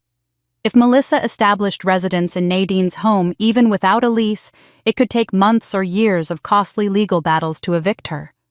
In some cases, homeowners had lost permanent control of their property simply because someone had been allowed to stay long enough. Elaine's exact words came back to her now. "If you let her in, you may never get her out." Helen mistook Nadine's silence for hesitation and pressed harder. "Please, sweetheart, she's your sister. You'll still own the house, but if you shut her out completely, she'll have nowhere to go." "Do you really want that on your conscience?" Nadine's jaw tightened. She set her palms flat on the table, her eyes fixed on her parents. "No, absolutely not. Melissa will never set foot in that house again, not as long as it has my name on the deed." The words cut the air like a blade. Helen's face crumpled, tears spilling down her cheeks. Richard slammed his fist on the table, the plates rattling. "You're tearing this family apart. Can't you see that?" Nadine stood, her voice steady despite the storm in her chest. "No, Dad. Melissa has been tearing this family apart for years. You've just been too afraid to admit it." She picked up her coat, her movements deliberate. "I won't be manipulated anymore. Not by her. Not by you. Not by anyone." The silence that followed was heavy, suffocating. Helen sobbed quietly. Richard glared and Nadine walked out without looking back. The door slammed shut behind her, the sound final like the breaking of a chain. As she stepped into the cold night, her breath clouding in the air, Nadine realized something had shifted irreversibly. There would be no reconciliation, no middle ground. Her parents had made their choice, tethering themselves to Melissa's neediness out of fear. And Nadine had made hers to break free, even if it meant burning every bridge behind her. The headlights of her car illuminated the driveway as she climbed in, gripping the steering wheel tightly. The family was fractured now, split down the middle. The courtroom would no longer be about evidence alone. It would be the battlefield where decades of loyalty and fear clashed with truth and independence. As she pulled away from the house, the weight of her decision pressed on her shoulders, but so did a fierce clarity. The final hearing was no longer just about saving her home. It was about severing the last ties that bound her to a family that had never truly chosen her. The courthouse was packed on the morning of the final hearing. The cold winter air lingered in the marble hallways, carrying whispers of anticipation as family reporters and strangers filled the benches. Nadine walked into the courtroom flanked by Elaine and Thomas, the folder of evidence clasped tightly in her hands. Dorothy gave her a small nod from the gallery, her steady presence reminding Nadine that she wasn't fighting alone anymore. Her heart pounded, but her stride was sure. This was the day everything would finally be decided. Across the aisle, Melissa sat stiffly in a tailored jacket, her expression carefully composed, though her fingers twisted nervously in her lap. Richard and Helen sat behind her, their faces pale with exhaustion. Richard avoided Nadine's gaze while Helen dabbed at her eyes with a tissue. Nadine knew they weren't here for justice. They were here to salvage what little they could for the daughter they had always protected. Judge Harding. A woman known for her sharp tongue and no-nonsense rulings entered the chamber, and the room fell silent. She wasted no time. We are here to determine rightful ownership of the property in question and the validity of the financial claims presented. Let's proceed. Elaine rose first, presenting the evidence with the precision of a surgeon. She laid out the forged deed, the fraudulent loan agreements, the staged photographs exposed by the Ring camera footage, and the damning court records of Melissa's past fraud cases. Each piece fit seamlessly into the larger story, painting Melissa not as a victim, but as a calculated manipulator with a history of deceit. Elaine's voice never wavered, even as she delivered the most devastating blows. Daniel, Melissa's attorney, and Nadine's former flame countered with bluster and theatrics. He tried to frame Nadine as vindictive, claiming she had exaggerated or misunderstood. But each time he tried to dismiss the evidence, Elaine countered with documentation, recordings, and corroboration. The judge leaned forward, scrutinizing every page, her expression unreadable. When Nadine was called to the stand, she felt her pulse thunder in her ears, but she steadied her voice. She spoke of the years she had endured, being cast as the strong one, the sacrificial daughter, while Melissa was shielded at all costs. She described the terror of coming home to find her locks changed, her finances drained, her reputation smeared online. This isn't just about a house, she said, her eyes fixed on the judge. It's about a lifetime of being stripped of what I earned, what I built, and being told it belonged to someone else, simply because I could survive without it. I won't survive it anymore. I will live. The silence that followed her words was heavy, broken only by the scratching of the judge's pen across her notes. In the end, the ruling came swiftly. Judge Harding adjusted her glasses and looked directly at Melissa. The evidence is overwhelming. The deed transfer was fraudulent. The loan documents were forged. And the court records demonstrate a pattern of deception that cannot be ignored. Ownership of the property remains solely with Nadine Carter. Furthermore, Melissa Carter is liable for the fraudulent loan, and since Richard Carter co-signed as guarantor, the debt will fall jointly upon both of you. Helen gasped audibly, her hand flying to her mouth. Richard's face blanched, his shoulders slumping as though the air had been punched out of him. Melissa, pale and trembling, shook her head violently. "No," she whispered, her voice breaking. "You can't do this to me." The judge's gavel came down with a sharp crack. "Court is adjourned." The room erupted in murmurs, but Nadine sat frozen for a moment, her body flooded with relief so intense it felt unreal. Elaine touched her arm lightly. "You did it. You won." Nadine exhaled, a shaky smile breaking across her face as she looked toward Dorothy and Thomas, their faces lit with pride. But across the room, Melissa's composure shattered. She burst into tears, her sobs echoing through the chamber. She stumbled to her feet, clutching her bag, and bolted for the doors. Richard called after her, but she didn't turn back. The sight of her fleeing, broken and desperate, was the final punctuation to years of manipulation. Nadine watched her go, her chest tight with conflicting emotions. Triumph, sorrow, and a strange, aching pity tangled together inside her. The courtroom slowly emptied, leaving Nadine standing in the quiet aftermath. The house was hers, her future secured, but the cost was laid bare. Her family fractured, her sister exposed, her father shackled by the debt of his own choices. Nadine tightened her grip on the folder and walked out into the winter sun, the air sharp against her cheeks. For the first time in her life, she felt truly free. The victory in court had been decisive, but when Nadine walked out into the pale winter sun, she knew her life could never return to what it had been. The house was legally hers, yet it felt tainted heavy with years of conflict and manipulation. Within weeks, she sold it not out of defeat, but out of choice, taking the proceeds and securing a modest apartment in the heart of the city. The new place was small but bright, with tall windows that caught the morning light and hardwood floors that glowed in the afternoons. For the first time, Nadine looked around her living space and felt that no one else's shadow lingered there. She filled the shelves not with heirlooms, but with books she had chosen for herself. A small desk in the corner became her sanctuary, where she began drafting entries for a blog she titled Breaking Free. At first, she wrote cautiously, her words halting as she relived the pain of the past year. But soon her voice grew bolder, resonating with women across the country who wrote back to share their own stories of favoritism, financial betrayal, and the courage it took to set boundaries. Each comment reminded Nadine that she was not alone. She was part of something larger, a movement of women reclaiming their lives after decades of sacrifice. On weekends, Nadine carried her new camera around the city. Photography, something she had always put off as frivolous, became her way of reclaiming joy.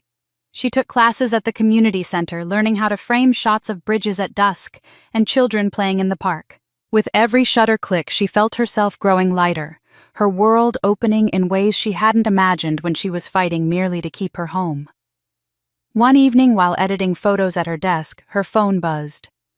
The caller ID froze her heart. Melissa. For a long moment, Nadine considered letting it ring out, the silence more comforting than any conversation could be. But something within her urged her to answer. She pressed the phone to her ear, bracing for tears or accusations. Instead, Melissa's voice was quiet, almost tentative. "I just wanted to tell you. I found a job. At a small retail store. It's not much, but it's the first time I've done something without you picking up the pieces." There was a pause, as though Melissa was waiting for mockery or dismissal. "I thought you should know." Nadine closed her eyes, absorbing the words. She felt no rush of forgiveness, no sweeping reconciliation. But she also felt no anger, only a cautious hope tempered by years of disappointment. "I'm glad you did," she said simply, her tone steady but guarded. Melissa gave a nervous laugh, one Nadine had heard 1,000 times when her sister was unsure of herself. "Maybe we can talk again sometime? No pressure." Nadine let the silence linger before answering. "We'll see. One step at a time." They exchanged no promises, but as Nadine ended the call, she realized her hands were not shaking. She had spoken as an equal, not as the sacrificial sister. She set the phone down, returning her gaze to the glowing laptop screen, where her latest blog entry waited unfinished. Her fingers hovered over the keyboard before she began to type. Breaking free doesn't mean walking away forever. Sometimes it means finding the courage to redefine what love and family should look like and refusing to repeat the cycles that broke us in the first place. She leaned back in her chair, a faint smile tugging at her lips. The apartment was quiet, filled only with the hum of the city beyond her windows and the soft tick of the wall clock. For the first time in her life, Nadine didn't feel cornered by expectation or drowned in guilt. She felt possibility. Yet as she turned off the desk lamp and prepared for bed, a thought lingered in the back of her mind. Melissa had taken a first step, but was it truly the beginning of change? Or just another turn in the old cycle that had defined their family for so long? Nadine couldn't know. And perhaps that uncertainty was the truest mark of freedom, the choice to hope without surrendering herself again. She stood at the window watching the city lights shimmer and whispered into the night. A new door has opened. And that brings us to the end of Nadine's journey, a story of betrayal, resilience, and the courage to break free from the cycle that held her down for so long. But what about you? Have you ever faced a moment where you had to choose between keeping the peace in your family and standing up for yourself? I'd love to hear your thoughts in the comments. Your perspective might be exactly what another woman needs to hear today. If you found yourself drawn into Nadine's struggle, make sure you subscribe to the channel so you don't miss the next story. Each week we dive into real, raw dramas that remind us of the power of truth and the strength it takes to reclaim your life.